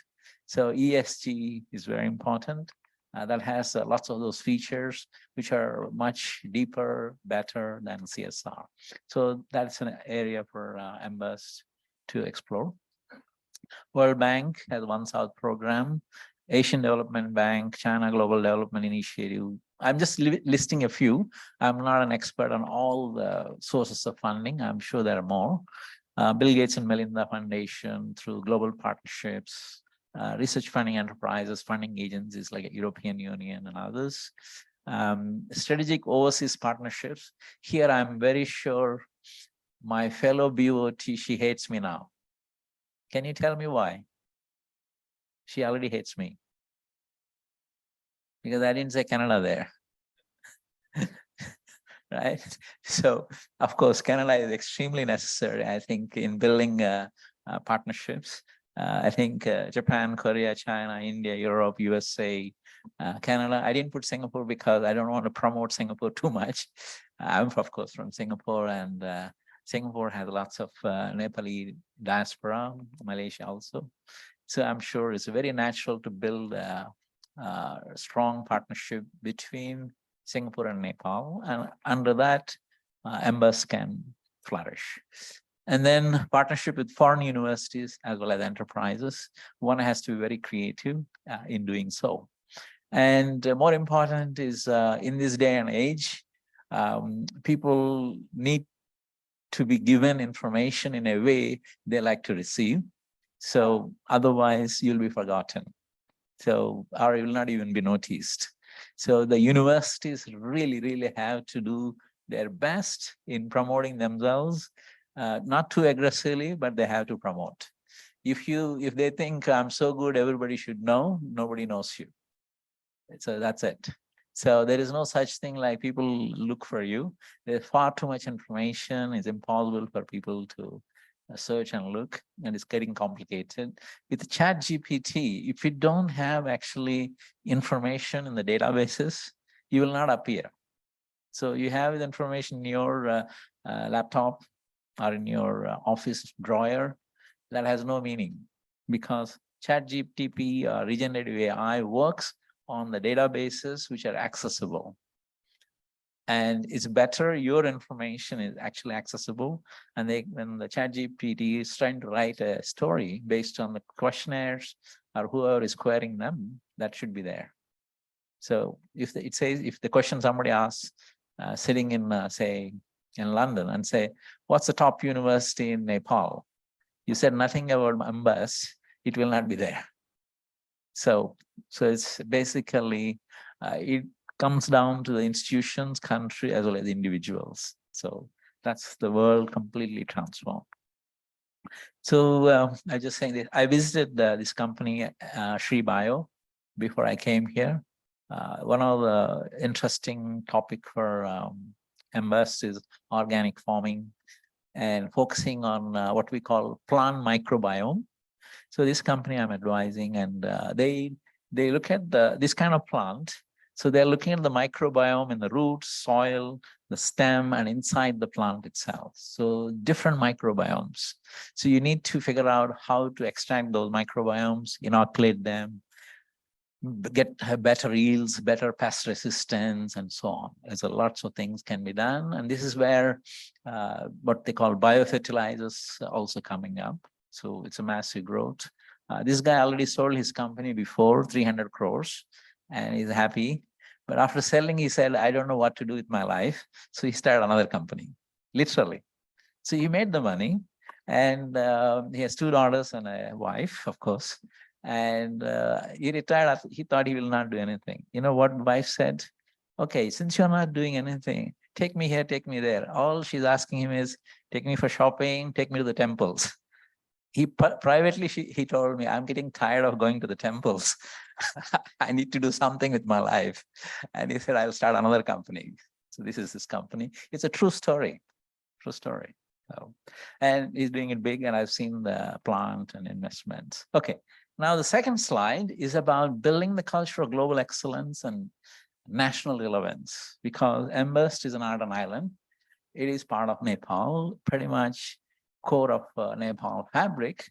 So obviously, MBUST must progress with the thinking they have a national relevance and global importance. That's extremely, it never cannot be short-sighted. So how do you do that is pursue international collaborations, join papers with faculty members and students in other countries. It's actually one of the very important metric in the rankings. So your visibility is better. I know MBUST just recruiting the faculty members. Some of them may be aiming to become a family of MBUST. So in one way or other, it's very important. And contract research with multinational companies is one way to raise good money. Engage diaspora. You remember my morning speech? That there are a good number of diaspora, and you should engage them because they went through advanced training in other countries already. And some of them, like you, came back. So you have enough good exposure. So, of course, it doesn't have to be born Nepali. As long as Nepal-loving souls, you just fish them or find them, encourage them, right? Don't ask me what is soul. Are you going to ask me what is soul? Because then I need at least the whole day to explain you what is soul. Because I teach the subject of body and mind at my university. So I'm not joking. I have 200 students, engineering students I actually teach. So I don't want to spend time explaining what is soul. You all know whatever you know as soul. You find that Nepal loving souls and somehow attract them. And then they're not looking for any real benefits. They just want to give back. They want to do something. These are the kind of people you like to really engage. Of course, good ones. And then student staff exchange programs, twinning academic programs, co-location of incubators. Some countries, some universities really did that. They leveraged, and that actually helped them. So co-location of incubators, what they call startup incubators, accelerators, catapults, you could do that. And licensing patterns, of course, it'll happen, startups. Highly citable review papers and original research papers. Both are necessary. So when I met some of the staff in MBUST, when I came here, I told them, think of the world leading papers in your area, summarizing everything. But that is explained so deeply and widely, it's useful for everyone. And then you become extremely relevant, necessary, not only for Nepal, rest of the world. And that actually brings citations, H-index. So citable paper, of course, you also have to do original research. Other textbooks are better than edited books. If you're writing books, editing them, it has really limited value. Other textbooks, if those books can be referred by other universities, colleges in the world as their textbook, you reach the level. So if you write a book, for example, plant biology, chemistry, I don't know, genetic engineering, your book should be adopted by not only top, several universities around the world. Then you reach the level of global visibility. Okay, this is just an evidence, like this is my students in Singapore. These are myself and a Nobel laureate there. We mentor the students. They just started a new AI company. It's called OpenRead. And so what this do is actually use the artificial intelligence, look at the published papers. It helps the scientists to organize the information if they want to write a report, if they want to write a thesis, or if they want to publish a paper. So it's the OpenRead, which is the artificial intelligence-based platform. So you can check that one. And do I look like that guy? Hello? Yeah, okay. I visited IIT Hyderabad before coming here. It's a very new IIT. So MBUST is now like a 1 day old, for example. So IIT Hyderabad is about 10 years old. And I visited the technology parks and things. It's doing extremely well and is already very well ranked within India and also getting good reputation. So that means if IIT Hyderabad can do it, I'm sure MBUST can do too. So remember, India has plenty of institutions. Still, they differentiate themselves. And so they have a very good national collaboration. The message is MBUST faculty members should collaborate with other researchers across Nepal, other institutions. It's very helpful. And then also international collaborations. You could see IIT Hyderabad faculty members collaborating globally. And the one message here, I know it's very difficult for you to read. This is one of the global brands in Singapore. It's called Coach, and people know when they buy some of the leather goods. This company right now, still the same company marketing the Coach products, the leather products. But what they have done is now it is a circular economy. That means they collect back the thrown away leather, or when they're manufacturing, there is a leather left out. They actually recycle them, make new bags, and they're actually introducing them in the market. It's popular. And then there is also other innovation is every bag you buy or every their product you buy, it has a digital passport. So you actually insert a digital passport inside, and that can actually find out what is the journey of that product. All the information will be there. It's like a very small barcode kind of chip. They put it there. So many of the European countries now, companies been asked to go towards having digital passports for the products. So in other words, if Nepal wants to export or get into this game of sustainability, circular economy, net zero, all these things, you got to leverage the most advanced solutions out there. It's already happening. And then I think my challenge, I say, I would expect researchers and members should not take any information as given. Be prepared to redo your own sounds and think differently. Here, look at that. Scientists engineer fruit flies capable of giving virgin birth. So they don't need the males. So the females can reproduce themselves, right? So generally, we think, how is that possible, right? So my point is, there's nothing that is impossible. We just need to look at it differently, revisit it. Don't take anything on the face value, no matter which Nobel Prize winner or which top guy in the world says, yeah, don't even believe. What that means is don't believe my lecture also. You do yourselves. Yes, there's another interesting, if you're an energy person or a chemistry person, normally hydrogen is highly reactive. It is not freely available. It is combined with something else. But they discovered naturally hydrogen is available. So how can you explain it? So you may find a lot of things in Himalayas and whole Nepal, which you never discovered yet, because it's not given.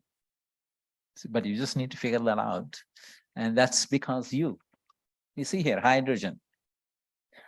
No scientist, no chemist would ever even admit hydrogen is available in a free form.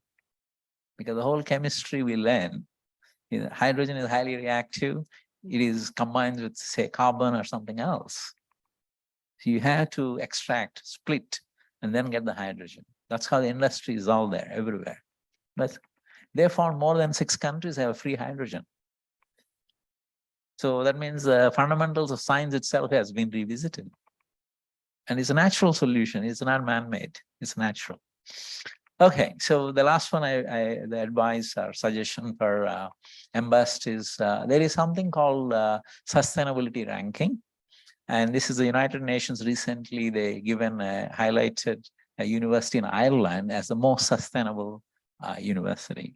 So on our journey 2 days ago, myself and Professor Suzanne Forte, all we were half the time gossiping is MBUST is really, really ready for going for sustainable ranking, because you're doing everything sustainable and it's an excellent location. So you can straight away get the sustainability ranking into that and eventually get into other international ratings and other means of getting the visibility. Okay, I guess that's it. So we have a Q&A now. Last session. So shall I finish, or I have 4 minutes? I can give to other person also. Okay, she said, Professor, you are boring enough. Can you give the time to somebody else? So I'm glad to give a 3 minutes donation to my next speaker. Thank you. Thank you.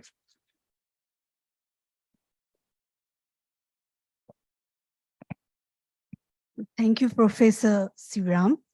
We hope our university will thrive in your guidance. Now, without much delay, I would like to request our next speaker.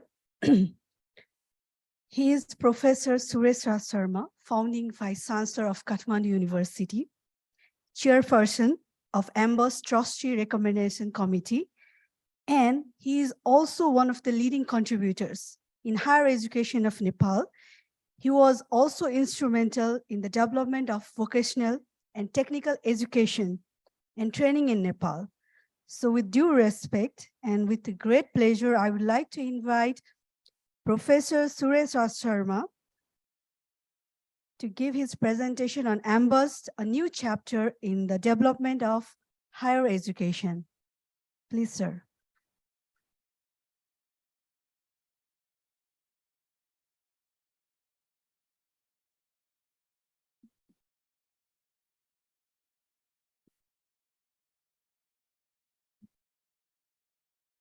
Honorable members of this Board of Trustees, including the chairperson, the president of the university, distinguished participants, ladies and gentlemen. It has been a pleasure for me. It has been an advantage for me to be with you this noon, actually. Before of course, I try to be very brief. Before I begin, I would like to introduce a little more about myself, in the sense that how I landed in the job of university service. That was quite interesting in the beginning. At the time when I was doing my master's degree in South India, that time I had the opportunity of visiting some of the good places. I was at the Karnataka University. So near the Karnataka University, we had the opportunity to have industrial tours of the students. And in that context, we went to the IIT of Bombay that time. And in Pune, we went to National Chemical Laboratory, Antibiotics Factory, Pimpri. So after seeing those institutions and the beginning of those time, I made up my mind that I have to be in this system of developing such type of institutions in the country also. So that was the beginning of thinking about my career. Then the next thing I did after I completed my PhD, then when I returned back here, that time we had many expectations from the people who have been to other places for their further studies.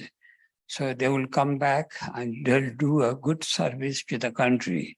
But we don't, not many people knew what they were, what expectations were there.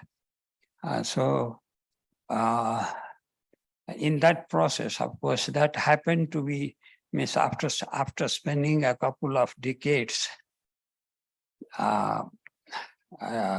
we had one event, the Hall of Berlin, means Wall of Berlin, was one indication that now we are entering into a new chapter or new world, actually. That was something that was happening in the global scale, and something similar was happening in Nepal also, because we had the restoration of multi-party democracy system in Nepal. So when the restoration occurred, actually, so the challenges were of different type. The new leaders, they were good leaders, but they were not much experienced leaders in terms of managing the economy, in terms of managing the society. So that was something lacking, actually. So in that process, when that was happening, actually, so we working in the university system were very eager to see what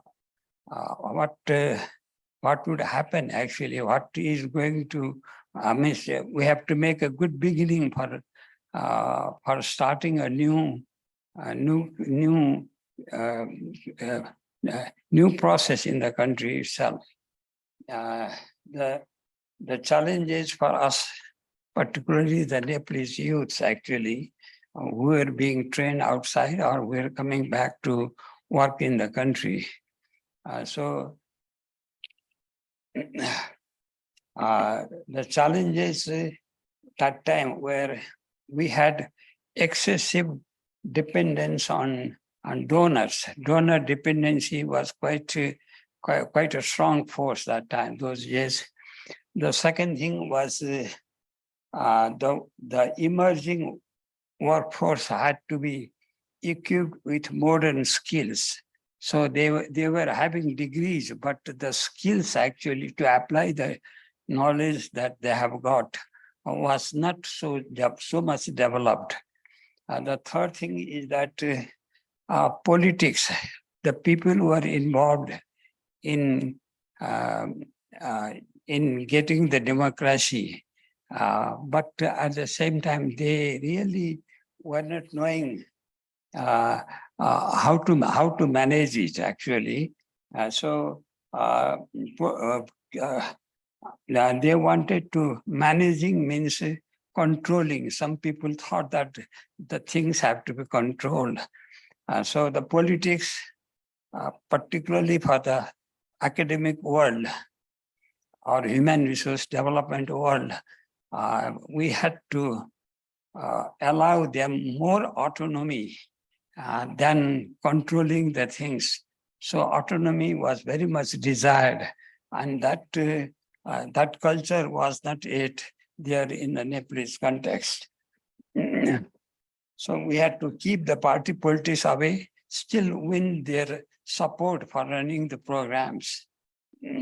Then another thing was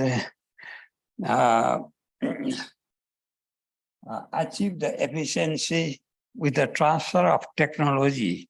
The technology was moving very fast, was developing very fast, but the transfer had not occurred so much in the Nepalese context. So that was very much required. Then engaging the people, right people in the right places, because we knew what the bureaucracy is, works like. We knew how they work, but we didn't know how bureaucracy provides autonomy to others also. So these are the things which had to be learned during that time itself. Now, the one of the decisions I happened to be a part of it was to create a university, truly like a university. So not as a world-class university at that time. We couldn't think about world-class university, but we could think about how a good institution should run. So that was, so we took up the challenge of the challenge while creating the Kathmandu University itself. So the challenge was there because the government had not committed much to provide, but they really wanted to do many things, but the support they could provide was not there because government thought that they didn't have enough resources to support such programs. So that was the situation. So we have, while developing the university, so some of the experiences are good, some of the experiences were not so good actually. So when we were starting in the global context, information and communication technology was moving very fast. Biotechnology was similarly moving very fast. These were the emerging areas or fast moving areas. And in those things, actually, in those matters, our country was very much behind. So we hadn't started in those areas very, we didn't even have made a start. So then the challenge was now for us, the challenge was to catch up with the global trend itself. That was one challenging, but with little resources in hand. So that was quite challenging in those years. So we took up the challenge and also thought that maybe one day we'll have a brand name of the university itself. So that was what we thought about. Now, Madan Bhandari University of Science and Technology now has, it has taken up the challenge, a bigger challenge actually, to make it a trendsetter in the true sense actually. The mandate given to you is mentioned in the Act itself. So the Act has given the mandate, but how do we sell the boat is something challenging actually. And so the challenge is there, but we together can address the challenges and maybe we'll be able to make a good start. And now,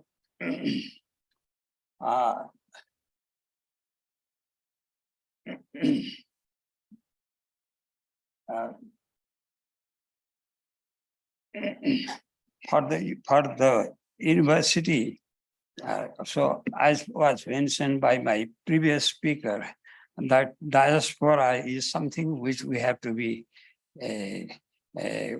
we have to approach them and try to bring them to the whole, to the system of developing the university itself, because many people have decided to stay back after the training. Because they think that they used to think that there are not enough opportunities for them to move forward.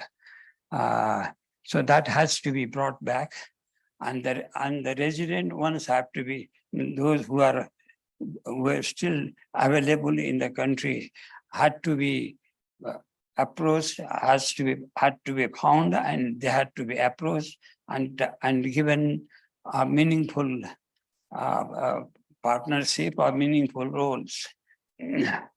So the challenges for us now for Madan Bhandari Technical University, Science and Technology University, of course, in the process of developing the board of trustee.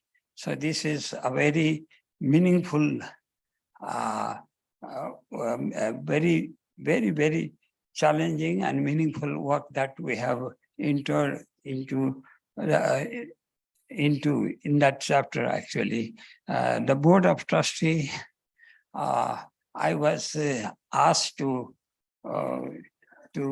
coordinate the selection of the board of trustees in the university. So in that process, of course, we try to get as many good people as possible. Good people, experienced people, and energetic people also. and they could guide the whole system in the right direction. So that was the challenge. That was the task we were given. And now, as we can see that, of course, there's some more members have to be added. Ex officio members are still to be added, and some more members to be added. But the people who have agreed to serve the board of trustees, I think I consider that as a very, very good team, very good group of people, as a matter of fact.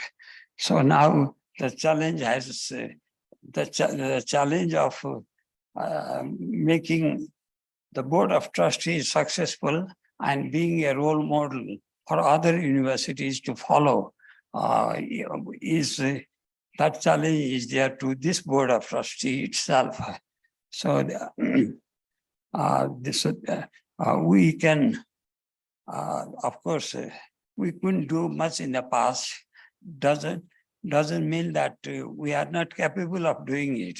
So we have the potential of doing it. So we have to bring the good people, and we have to bring the good. We have to take up the challenge very well. So that is what is required here in the Nepalese context. So we have got the university, the growing number of universities, but whether the universities have played their roles very well or not is something we don't know. Probably until the time it appears that somewhere we are lost also. But we have to bring it to the track and get the return very well. So these are the challenges which I think we have to face. And I also think that the confidence that we need to generate or we need to have is to work together. Of course, the spirit has to be competitive. Spirit has to be there, but competitive doesn't mean that only constructive, less constructive. That doesn't mean less constructive. It has to be constructive criticism, and working together. Spirit of working together also has to be there.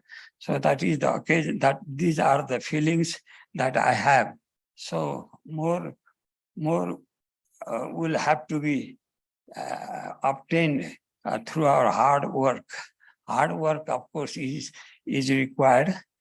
Sometimes I feel that out of the intelligentsia here in Nepal, particularly the faculty members of the universities, are underutilized. They could work far more than they have done. They have been doing it actually. So they have not been able to do because they think that they are not asked to do it. So we have to find the work ourselves. How much I can contribute for the growth of the country itself. So the future is there, but the challenge also is there. Challenge itself is quite big, as a matter of fact, but with determination we'll succeed. That's what I feel about. So with these words, I would like to conclude my brief presentation. I would like to thank you again.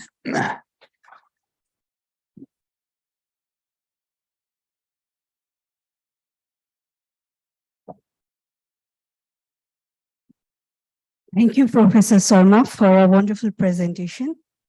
And I hope MBUST will reflect your experience and suggestion on making MBUST a world-class university. Without further delay, I would like to announce our next speaker, Birendra Pandey, sir, Executive Director, Nepal Adarsha Nirman Company, and he is associated with infrastructure of our university. I would like to request him to share his experience with working with us. Please, sir.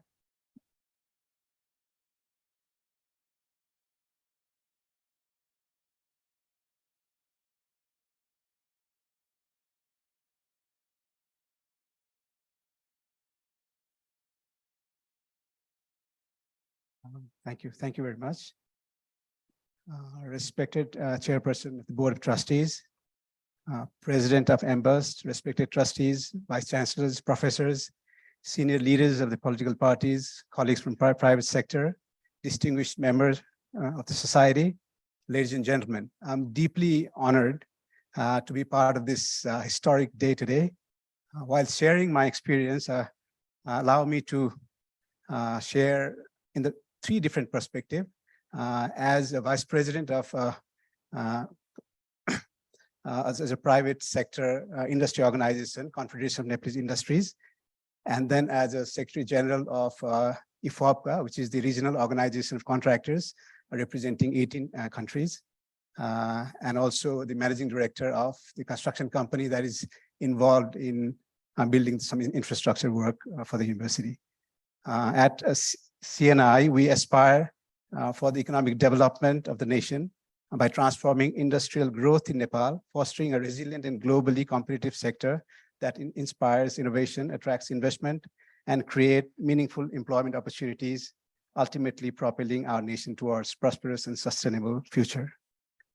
There's often a gap between academia and industry, which we share in different forums, with the research not always aligned with the industry needs.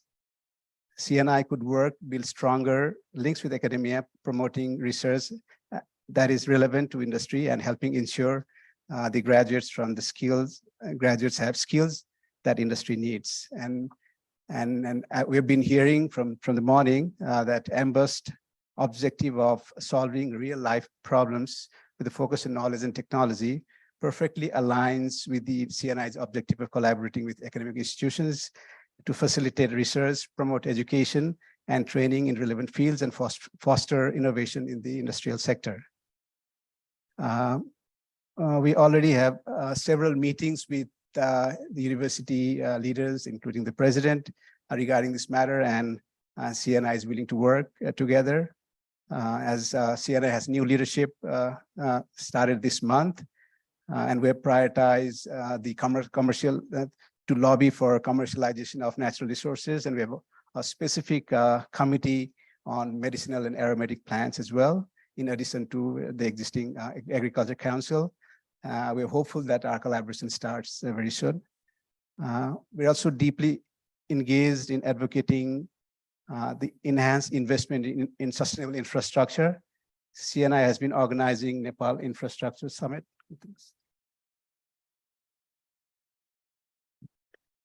In every 2 years, and we have advised creating infrastructure bank, project bank with bankable projects, public-private partnership in infrastructure development, innovative financing modalities, including blended finance, issuance of bonds, climate financing, etc., to accelerate investment in infrastructure which are sustainable. And going forward, as the Secretary General of IFOPCA and the advisor of Federation of Contractors Association, I work very closely with the contractors organizations as well. And this year, as a chair of IFOPCA, Nepal has come up with the theme of partnering in sustainable infrastructure, and we are holding a conference in November this year. In partnership with all 18 countries, and there'll be more than 300 international delegates coming to join Nepal. And there also, we have taken sustainability as a key element, as the construction industry is responsible for around 40% of global greenhouse gas emissions during the construction, during the material production, during transportation, and also during the waste disposal. So this is very critical, and then being private sector, we're trying to lead our fraternities towards that direction. And this is exactly where I found this university is concerned and sensitive. For example, while implementing its own infrastructure development works, we've used the cavity wall for buildings which are energy efficient, use of cement stabilized earth bricks, which have low carbon footprint. So we have solar panels as alternative energy source. We have wastewater segregation and treatment system, outer windows with double glazing for thermal insulation, and green houses, and so more. So the university, from the right beginning, we are very concerned on the environment. And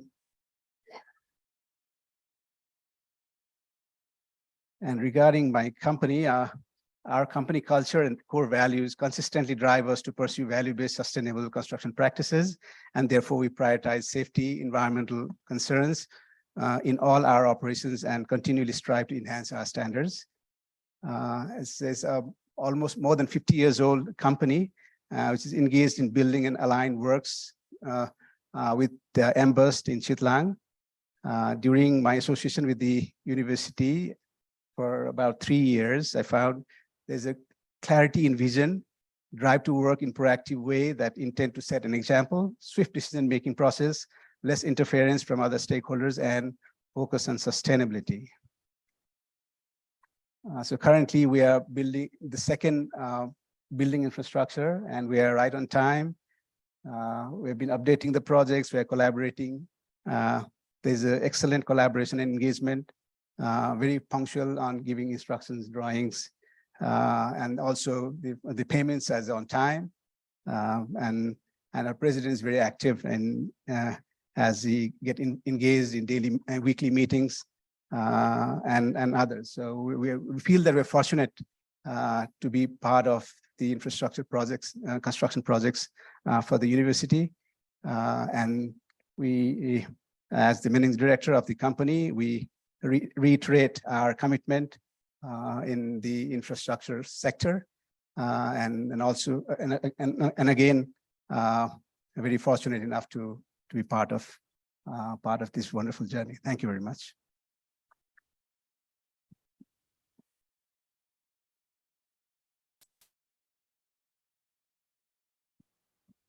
Thank you, sir, for sharing your experience with MBUST, and thank you for giving such a nice infrastructure where we are performing our research. Now, I would like to request our fourth speaker for this session, Dr. Songsop Ra, Deputy Director General and Deputy Group Chief Sector of Agriculture Development Bank, to give his presentation on MBUST, or Dream Project. Sir, are you ready? Yeah, can you hear me well? Yes, you are audible. Would Yeah, you thank like to you. share your screen by yourself, or would you want us to share for you? Yeah, but I am not allowed to share the screen. So I wonder, I would like to request our you can technical allow me team. to share my screen? Okay, I think, can you check it right now? You are allowed to share your screen now. Oh, okay.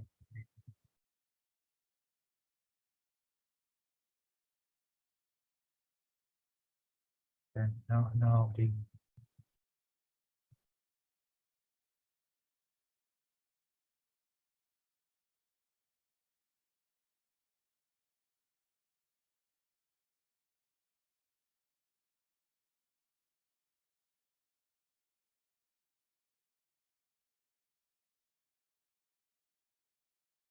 We could see your screen. Could you Okay, change great. it to in presentation mode, please? Thank you.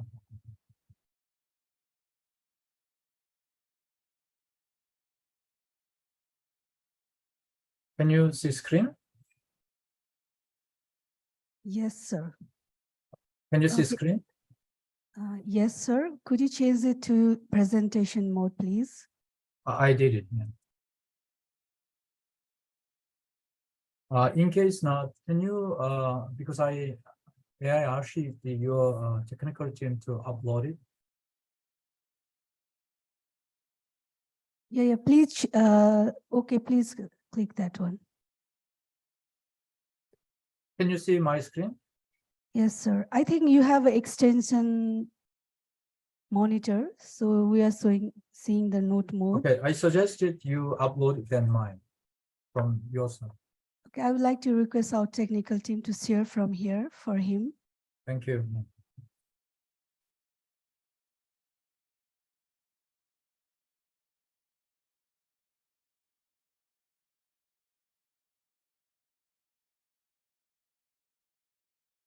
Thank you. Is it okay? Yes, sir. Can you see my screen now?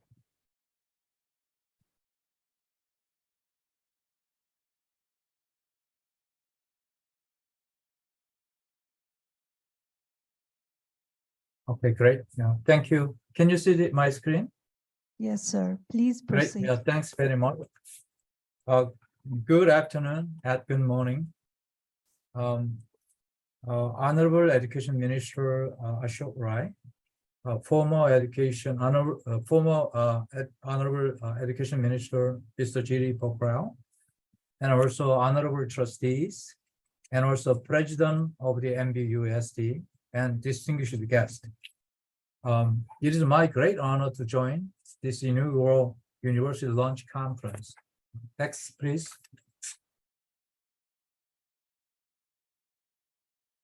Today, I want to talk about three issues.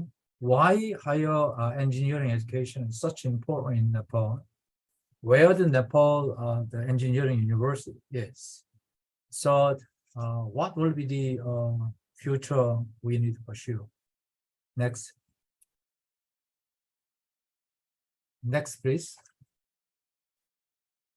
Next. So why we needed higher education investment?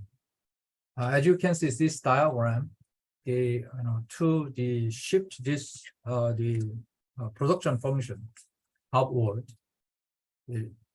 is extremely important to invest in human capital, particularly because human capital will bring knowledge and skill. And human is not just only simply labor forces, it is a knowledge creator. And also the university graduate, they will be the one who foster technological innovation and adaptation. So in the case of Nepal, to move to the middle-income country, it is extremely important to invest in human capital, particularly in the higher education. Next, please. Here's one example. Look at it, Korea and China what happened. In China, they invested heavily in higher education from 1990 around 2000. Korea, they spent a great deal of money investing in the higher education around the 1980. 1980, Korea, they shipped to the heavy and chemical industry. They invest in the human capital, particularly higher engineering education, that play extremely important role to support the heavy the economic shift to the heavy and the chemical industry, similar to in China. Next. Where is Nepal it is? Now I'm thinking about around the 4 challenges in Nepal higher education. A while ago, I think the Mr. Vice Chancellor, the former Vice Chancellor of the Kathmandu University, Professor Sharma mentioned about those challenges. Here, first, the biggest challenge we see in 2011, at that time we thought about this higher education investment. Number one is that the politicization, not just only professor, even student. Lots of problems due to politicization. University very difficult to focus on the core issue. Second issue is that the rigid governance and financing.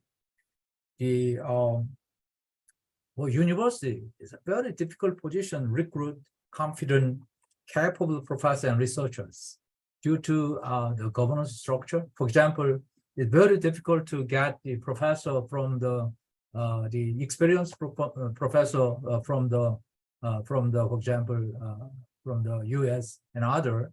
When they come to Nepal, they have to start with an assistant professor without tenure. then very difficult to recruit them.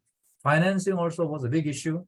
The university got the only minimal amount of the resources from the government. Second, also university it's not allowed to have their own revenue. Third one is that the limited seat and the poor quality and relevance of the higher education. Fourth one is that limited access to the science technology discipline. Not so much investment gone to the engineering and science technology. University mushroom growth, however, that mostly within the business and also liberal art. Next. So 2011, around that time, the ADB have thought about investing in higher education, particularly focused on engineering and science and technology. We had 2 TA, 2011 to 13 and 2015 to 2019. That is exactly to establish the premier or world-class higher engineering education institution that can offer market relevant and quality program. And through this TA, we helped to draft the bill and also came up with a couple of the thematic paper and then came up with the interim organization structure to support the preparatory activity and also campus master plan. That time, we also programmed about 70 million to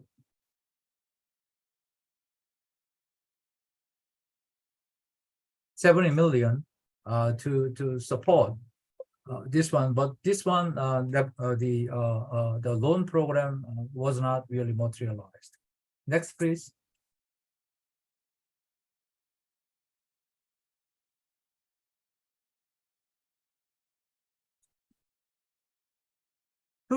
To really that time, 2011 onward, ADB also with the Nepali the authority, we envisaged to establish the world-class university. The first one is that to demonstrate new model for higher education, we try to have a new structure, governance structure, and try to benchmark like NUS, KAIST in Korea, and also IIT, so that we can have it regions, the premier institution. And also we try to establish the university that really help solve the local development challenges. And also university established based on the strong partnership around the world. That was a strategy we came up with. Next. Now we are seeing progress.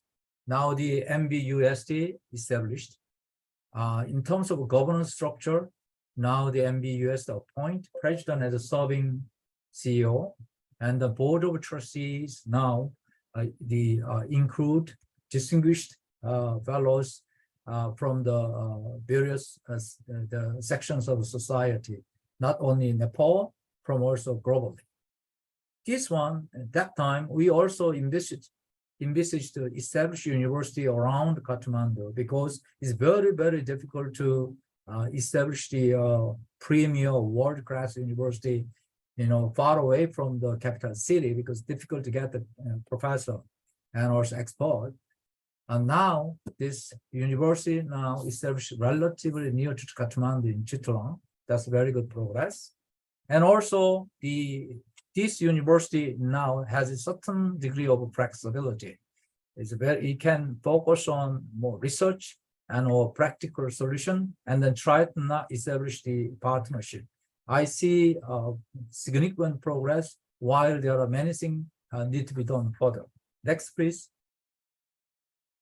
What are the remaining challenges need to be done very short term and medium term? First, the MBUST need the sustainability. First, it's very important to have a robust financial foundation to become center of excellency in the country and the region. Second, also this university needs to forge international and industry partnership. Today, I am very much impressed that many industrial leaders also participated. Also, many global education expert also participated this one as a part of the trustee, but this one need to be further enhanced. Also, it's very important to develop competitive program to tackle both global and local development challenges. The program need to be also state-of-art. It this should not only solving the local problem, should be able to also address the societal problem at the global scale. Next. What should we do in the future? I think what is the most important one is that breaking silo for intersectional and cross-sectoral solution. For example, climate change and or pandemic. These are societal problems we are facing, but these require cross-sectoral interdisciplinary thinking. So new university, MBUST, need to develop intersectional or cross-sectoral program to tackle those. Next. Also, it is very important to establish the university, contribute to the country's development. Often, university work for university itself. However, like the Korea Advanced Institute of Science and Technology, contributing to national development agenda 1970 and 80, even up to even 1990 in Korea. It is very important to the university set to support or set to contribute to the country's the local development agenda. Next. Another important thing is that the premier institution and university, it is very important to contribute global, regional, and the societal issue, not only country-owned issue. The MBUST now just established. It can grow as the country's premier institution and also serve for South Asian region and go beyond. It can also contribute global societal issues. With that, and thank you very much for inviting me as someone who worked together with the other Nepali authority to help establish this university. I'm so happy to see when attended this the university launch program. Thank you. Thank you, Dr. Ra, for the wonderful presentation. This journey of MBUST would not have what it is today without support and guidance from Agricultural Development Bank as well, Asian Development Bank as well. Now, our session 1, reflection on MBUST journey, has come to an end, and we'd like to take a question and answer from our distinguished audience. I would like to request Ms. Neelam, Ms. Anamika, and Ms. Pirendra to hand over the question slip. If anyone wants to give us a question, please raise your hand and the slip will be handed over to you. Please help us. While taking your question, I would like to take my chance to thank all the stakeholders of MBUST and the stakeholders of Chitlang.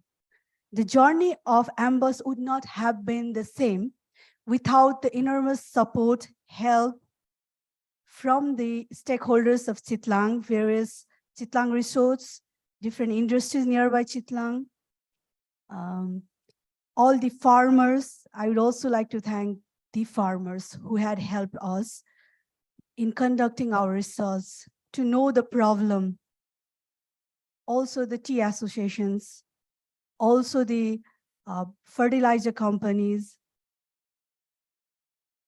Their help, their support meant a great to us.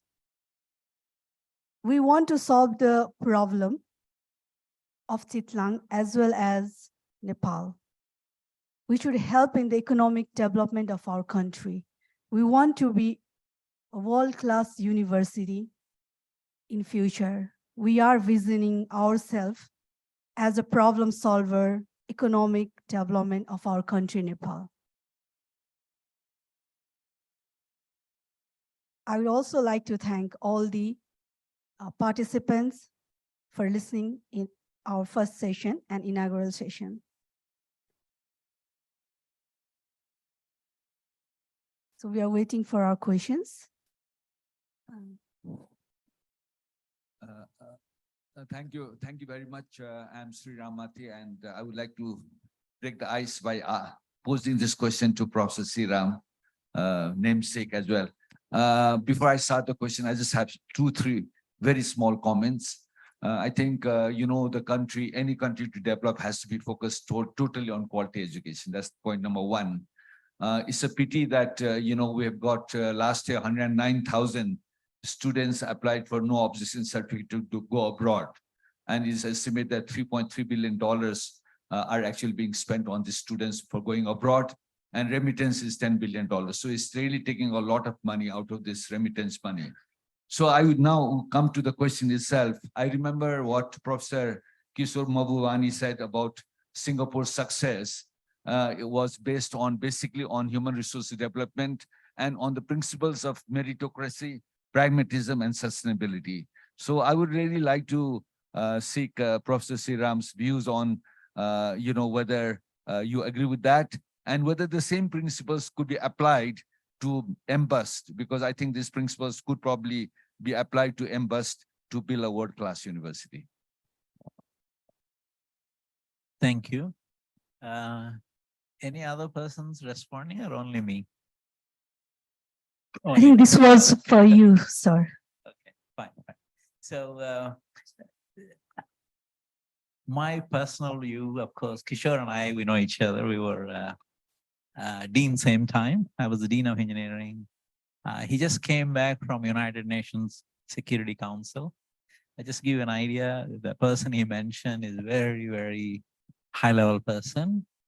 He worked for the United Nations Security Council. So then he came back and became a dean in our university. So we were the dean same time. So we often had some conversations.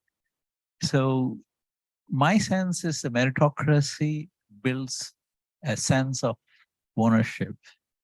That's extremely important. Otherwise, people have a different ways they go about. Only way to reach the hearts and minds of the human beings is through meritocracy.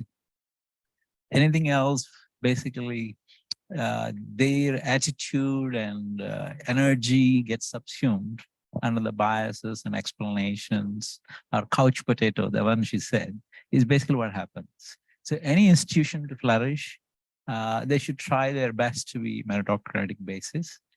While we say meritocratic basis, it is humans who are making the decisions. They're not perfect. What happens is there's always some things not as best as it could be. And the second, also, there are multiple requirements for functioning of any university. And there are many things which some people don't want to do. So people also choose what they want to do, what they don't want to do. So I had a case where I wanted to change one policy as a dean. I asked my vice dean.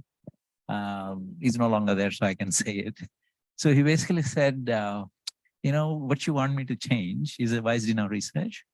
He said, no, I feel not comfortable to do it because it's very risky. It can blow back and I don't want to do it. So I just had to tell him, okay, at that time we're still signing the paper. It was 20 years ago. So I said, can you get me a white paper? And he was wondering why I asked him to get a white paper. Maybe he thought I'd ask him to design. No, my intention was simple. I took a white paper, I signed it, and I said to him, go ahead and implement it. If you ever have any problem, you just fill the rest of it. This dean asked me to do it, I did it. It's put all the blame on him and nobody else. So that I given him the confidence. He actually did it, it's extremely successful. And afterwards he claimed the credit. And I told him, good, carry on with the credit because you can do more. So it's important thing is Sometimes people are not understand the way you think about it. Their way of understanding is different. That's where the leadership comes in. The leadership really had to have the deeper understanding of how humans think, which is a function of their upbringing, culture, expectations, and their understanding of the world. Even though you are probably, if you have a sibling, I can tell you, your own sibling will be different from you. If you're born to the same mother and father, two of you will not be the same. Even if you share the same sac in the mother's womb, these two will not be, the twins will not be the same. Given that one, how do you expect the other person to behave the way you want them to behave? Impossible. So that's where the leadership really comes in terms of providing the leadership. I'd like to know if there is any other questions.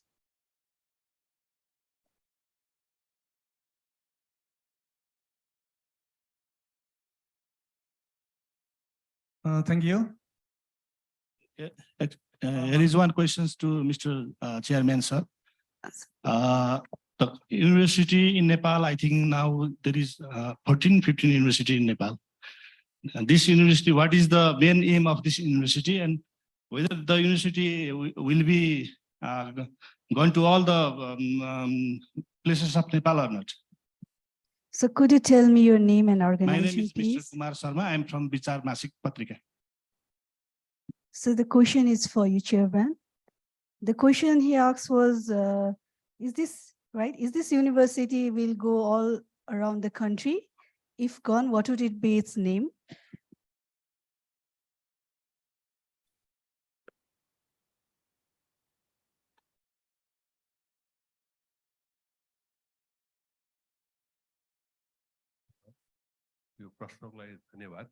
I think today we are just launching the university and we are starting to take our first steps. And even for these first steps, we said we need 10 billion rupees we have to raise. And we have to draw the talent from within Nepal and from diaspora. So we have a huge task ahead. So what I would like to say, MBUST is not going to work for one particular town or city or campus. Our vision is for the entire Nepal. So we may not have physical presence in the very first year across Nepal, many branches and division. That is not probably not practical in the initial years. But I think the work we do and the participation we seek will be from across Nepal. So through our work, the results of our work, we hope will benefit a lot larger area beyond our campus walls, beyond our campus boundary. And also the people who will participate in our journey will come from across Nepal, not only that Chitlang Valley we seek.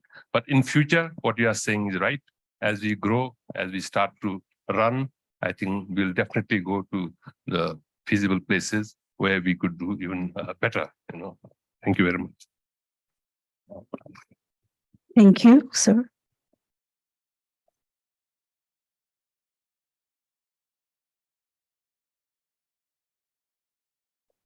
Thank you. Very good afternoon, all the distinguished personalities, as well as all the participants over here. This is me, Ram Krishna Basnet, a principal of Clifton Academy, Chitlang. We knew so many things from the presentation of our distinguished personalities. Among them,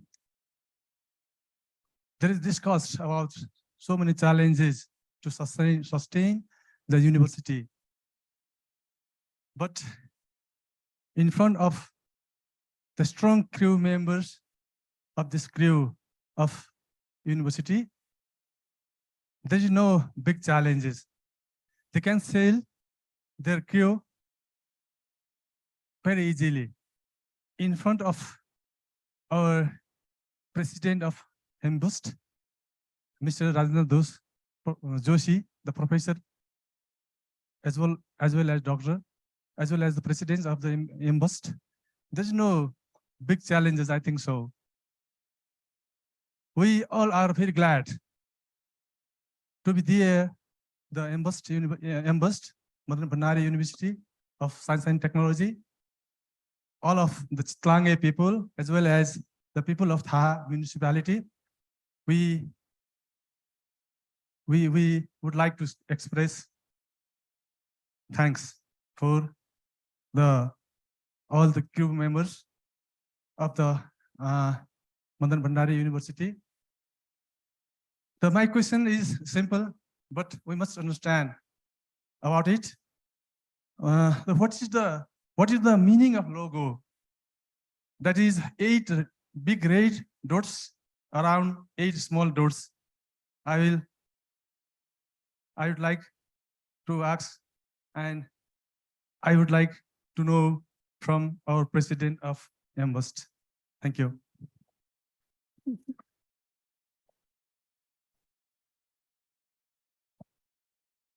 I think I would rather leave it to your interpretation. The reason we are putting logo like that is the earlier logo which we had, Nepali people only understand. It's international university. When it becomes culture specific, location specific, international communities would not understand what it is. So basically, our artist has designed it. It's not us. We asked them to design a university which would have international appeal. He came up with it. I can't explain why he chose 8 circles and another 8 circles in between. But it was his imagination, not our imagination. So I leave it free for everyone to imagine. But 8 circles there actually mean 8 planets of the solar system. Why 8? Because Pluto has been demoted, but still people are debating about it. So, so that's all. He thinks that it shows harmony. It is symbol of cosmic scale of our university. But it's his imagination. You can imagine whatever you like. All we want to do is, this is our symbol. And symbol without university's name would not make sense. So we have put that. We choose to have these symbols as our university's logo. I cannot say anything beyond that. Okay, thank you. Okay, thank you, sir, for providing the clarification for our symbol logo. Hello. Is there any question? Yeah. Hello. Okay, sir. Good afternoon. This is my question to Professor Dr. Shira. So could you Please. introduce yourself as well? Yeah. I am Samlal Joshi, former principal scientist of Nepal Agricultural Research Council in entomology, of course. One of your slides said that scientists have developed fruit fly who generates without male. This is first and foremost knowledge to me because I didn't know this thing before. But in my sense, there are only 2 orders in insects which do not need male to generate. That is aphid in Homoptera, and other is Hasonoptera, that is thrips. But it is to me wonder, is a fruit fly is generating without male. And second one, you mentioned fruit fly, but there are 2 types of fruit flies in what entomologists depicts on. One is Drosophila, and other is Dacus or Bactrochera. Which fruit fly depicts on that research? That is my query. Thank you. No, this quiz question I will definitely fail for sure, because I'm not an expert on fruit flies, not entomology.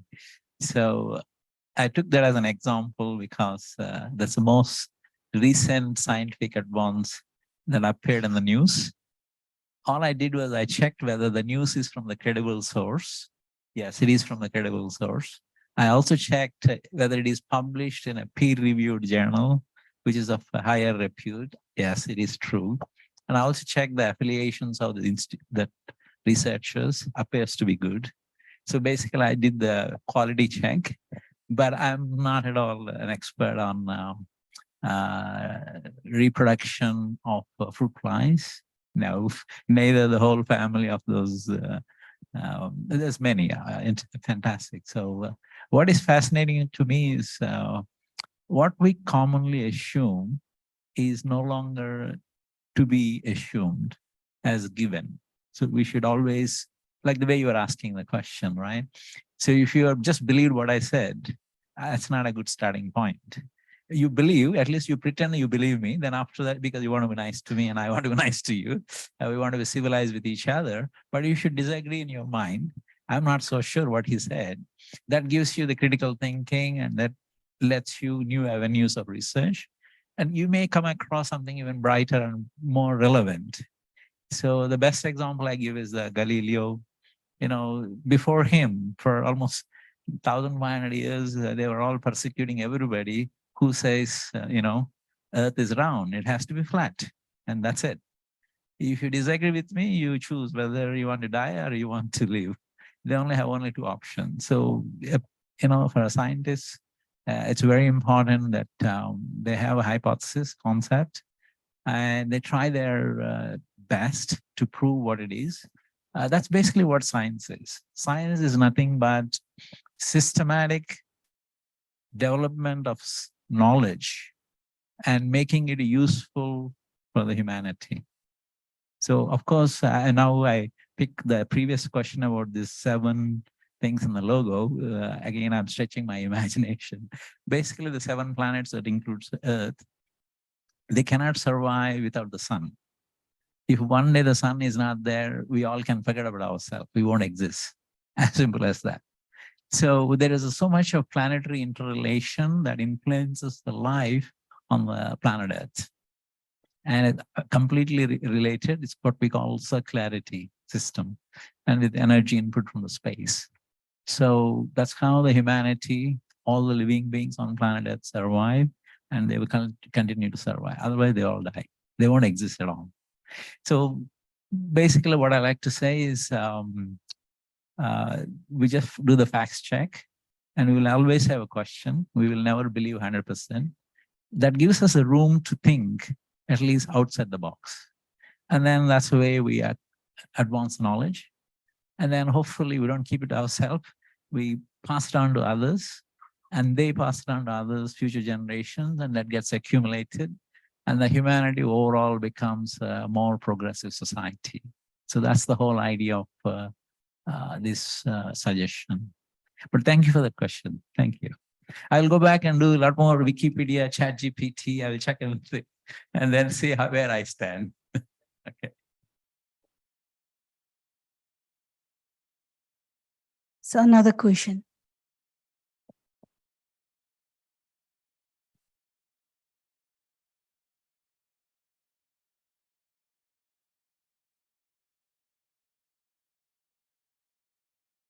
So we have 10 more minutes for the question answer round.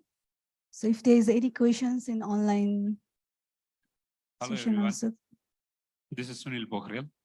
I have 2 questions. This is for curriculum specialist or anyone who developed the courses here. My first question is, I have a lot of respect for the courses that you have developed. It's fantastic ones. But I wanted to know, how did you determine the courses that you have developed?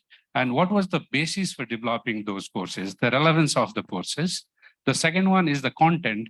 How did you determine the content? Like how do you make this relevant for the context of Nepal and for the context of the global world? Thank you. Who do you like to ask this question for? Well, anyone who is involved in determining the courses and developing the content for the courses. Thank you. Okay, I would like to ask our President, Professor Rajendra Joshi, sir, to answer this question. First of all, I would like to clarify that we have not approved any of the courses. Academic Council has just been formed. All work we have been doing to date are preparatory work. But in terms of how did we come up with subjects or programs, basically our idea is that if we want to contribute to economic development, our university cannot start offering disciplinary based courses, electrical engineering, mechanical civil engineering, architect. Every institute already have been doing. Why on earth we need to do the same thing? And we have a lot of discussion with stakeholders in terms of what are the significant areas for economic development of Nepal. And we have come up with a set of sectors, economic sectors.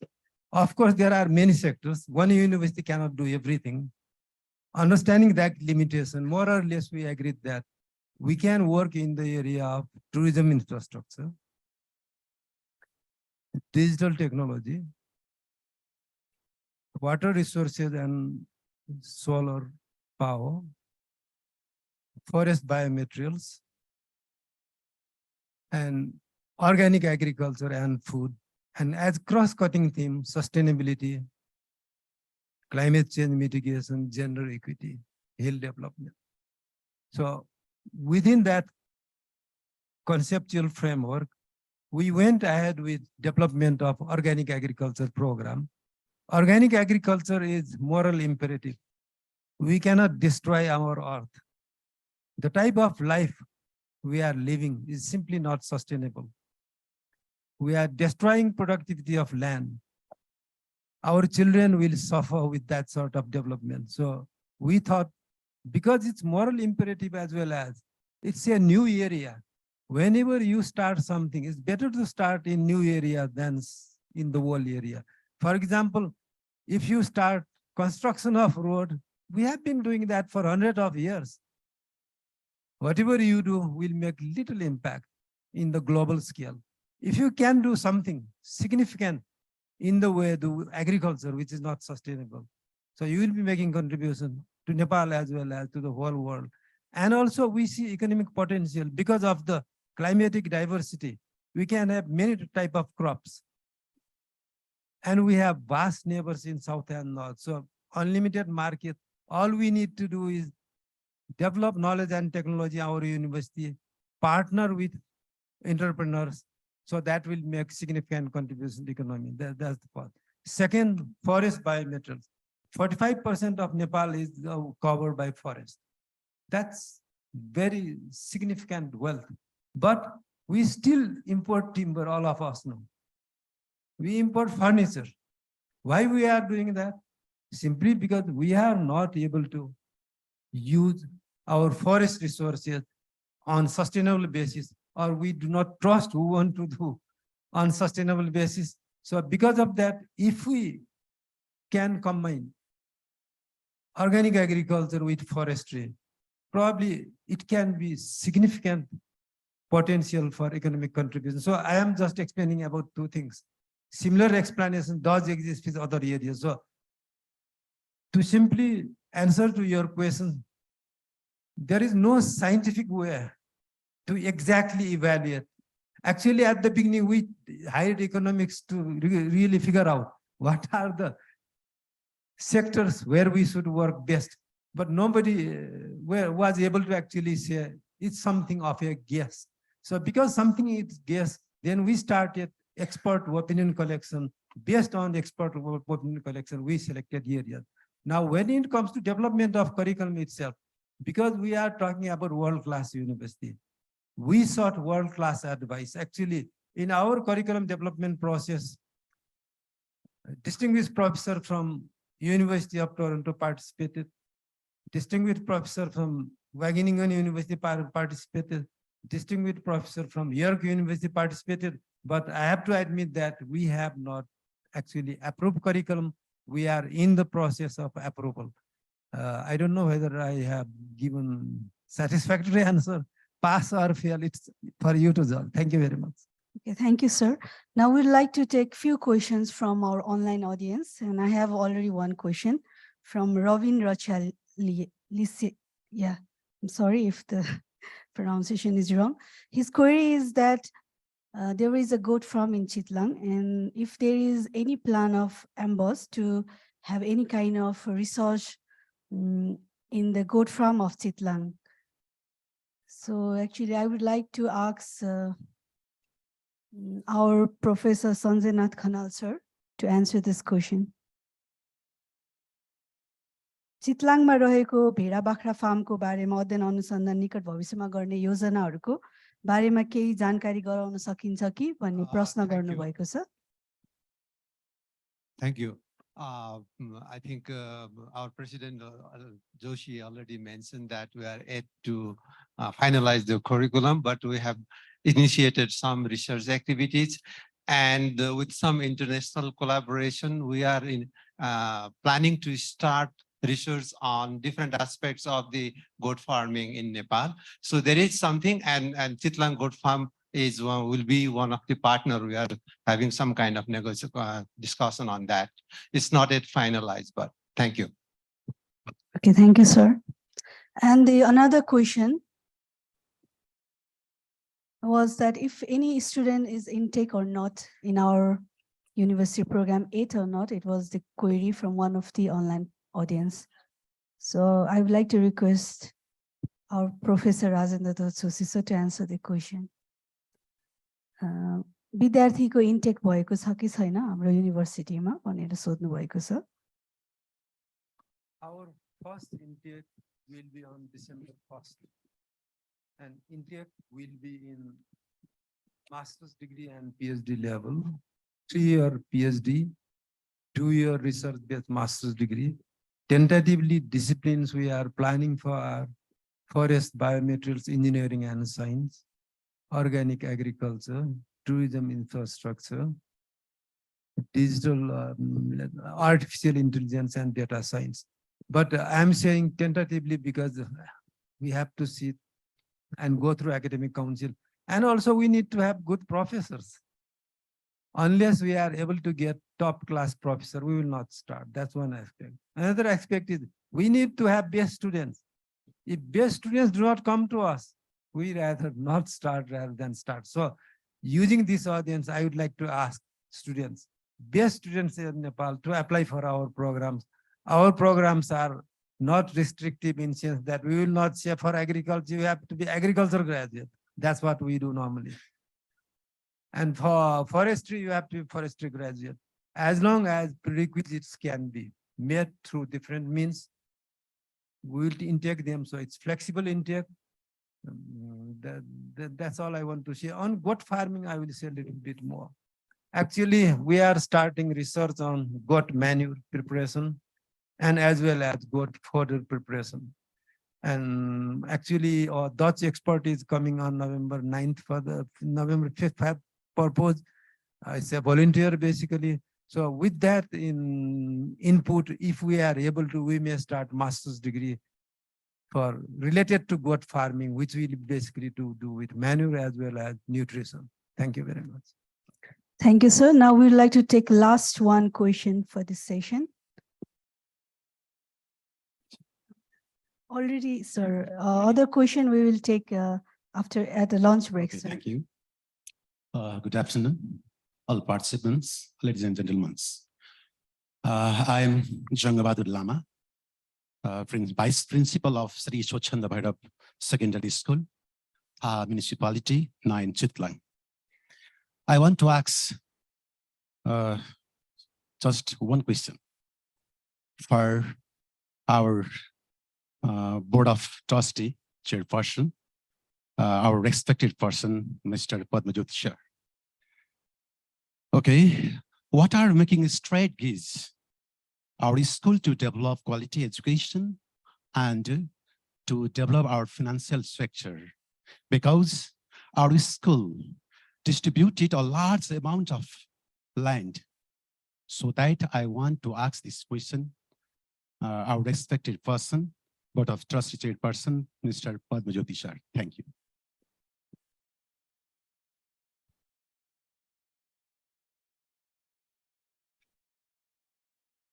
I think before I answer the question, I hope I understood it clearly. I will like to go back to goats. We were having lunch with our honored guests, and then one of the guests, Professor Siram, said, "I want goat cheese." And we couldn't find goat cheese in Kathmandu, and they're one of the best restaurants in town. So this is an example. You know, we went to Chitlang, saw a board saying first goat cheese factory in Nepal, but maybe because of the technology, because of the way he operated, he doesn't have enough capacity to sell in Kathmandu, in that restaurant or elsewhere. If he had, of course, we are going to enter into collaboration with him. Perhaps if goat cheese is in such demand and is going to be a good product for him, if university helps him, I think we can have goat cheese for Professor Siram or anybody else who comes to Nepal. We can offer it very gladly and with great pride. So this is an example. So I think as we have been talking again and again, first guess, we leave to the experts that what could be the potential sectors this university could work on, which others are not doing enough. Maybe we can start on those areas. But as we go on, I think we'll be engaging with the industry. I mean, Mr. Pandey has already mentioned in CNI, they have already structured themselves. We'll be hearing from other associations later on. So that will be one of our first jobs for people like us. You know, Lochan and me, we come from business. So we'll see what exactly they need from university like us. So that will also maybe open some areas for us to get in. Now about the raising funds, of course, in the beginning, we have to depend on any source, even it's a 10 rupee, 100 rupees. So we have started doing that already. But what we believe is the cause we are working for and the type of work we are planning to do, that should attract, I think, many people in Nepal and also outside Nepal who will say, yes, you are on the right path. I think it should be done. And we would like to encourage you. So there are many ways of encouraging us and being partners with us. It could be if the industry can sponsor some research, which can help him also. Or if he's just a common citizen, maybe he will say out of pride for this university and for making a world-class in Nepal. So there are many ways. So that's what we are counting on. And I think the wonderful support we got from Chitlang, the people, citizens of Chitlang, I think is already, we are very, very grateful for that. And I think, I'm sure that when that university operates full-fledged, all of us will benefit. I think most of all, I think our citizens and brothers and sisters in Chitlang Valley. Thank you. Thank you, sir. So I hope now everyone is very hungry. Okay, one sir is asking for one last question. So I would like to, can you give him a mic? I'm not going to ask question. I'm going to help Rajendra Joshi because he's my friend. I have to stand here. We have the logo here. We also Kathmandu. I'm one but founder of Kathmandu University along with Suresh Sharma. We have worked together from 1972. You can just imagine people working from 1972 up to now. We are together. We also developed our logo, but it was designed by a Danish architect. We gave our philosophy. He designed it, and we have a write-up of that logo. So I suggest that he also have a write-up of that logo, of this logo. Now he said these are 8 planets. People will not believe because we know there are 9 planets, and in our birthday we have to worship that 9 planets. But I am a professor of mathematics, so I should explain it in a mathematical way. There are 8. 8 is a Fibonacci number, mathematics will say. And Fibonacci number is such a natural number which leads to what is known as golden ratio. Mona Lisa, we have seen there. Mona Lisa face is golden ratio. Acropolis is golden ratio. First time when American made that card, Visa card, they made it in golden ratio. So it's a very good number. And so this will be a very nice logo for this world-class university. That's what I want to add it. And thank you, sir. Thank you very much for such a nice explanation. Introduction. I am Professor of Mathematics. I am also president of Mathematical Science Trust, the biggest mathematical society of Nepal. And for that, I am also a rare scientist in the world who have in his home memento of Rutherford and memento of other Nobel laureate, his strength, Kapicha. So these two are from Russia. It is made by the Academy of Russia, Academy of Science Russia. I have these two medals are there with me at my home. So I am a unique mathematician, unique scientist also. Thank you very much. Thank you, sir. Thank you. It was a wonderful explanation. So I would like to request all our distinguished guests, invitees, and participants to proceed for the launch at Dalan area. And our next session will start sharp at 1:40 p.m. I hope to see you there. Thank you for being such an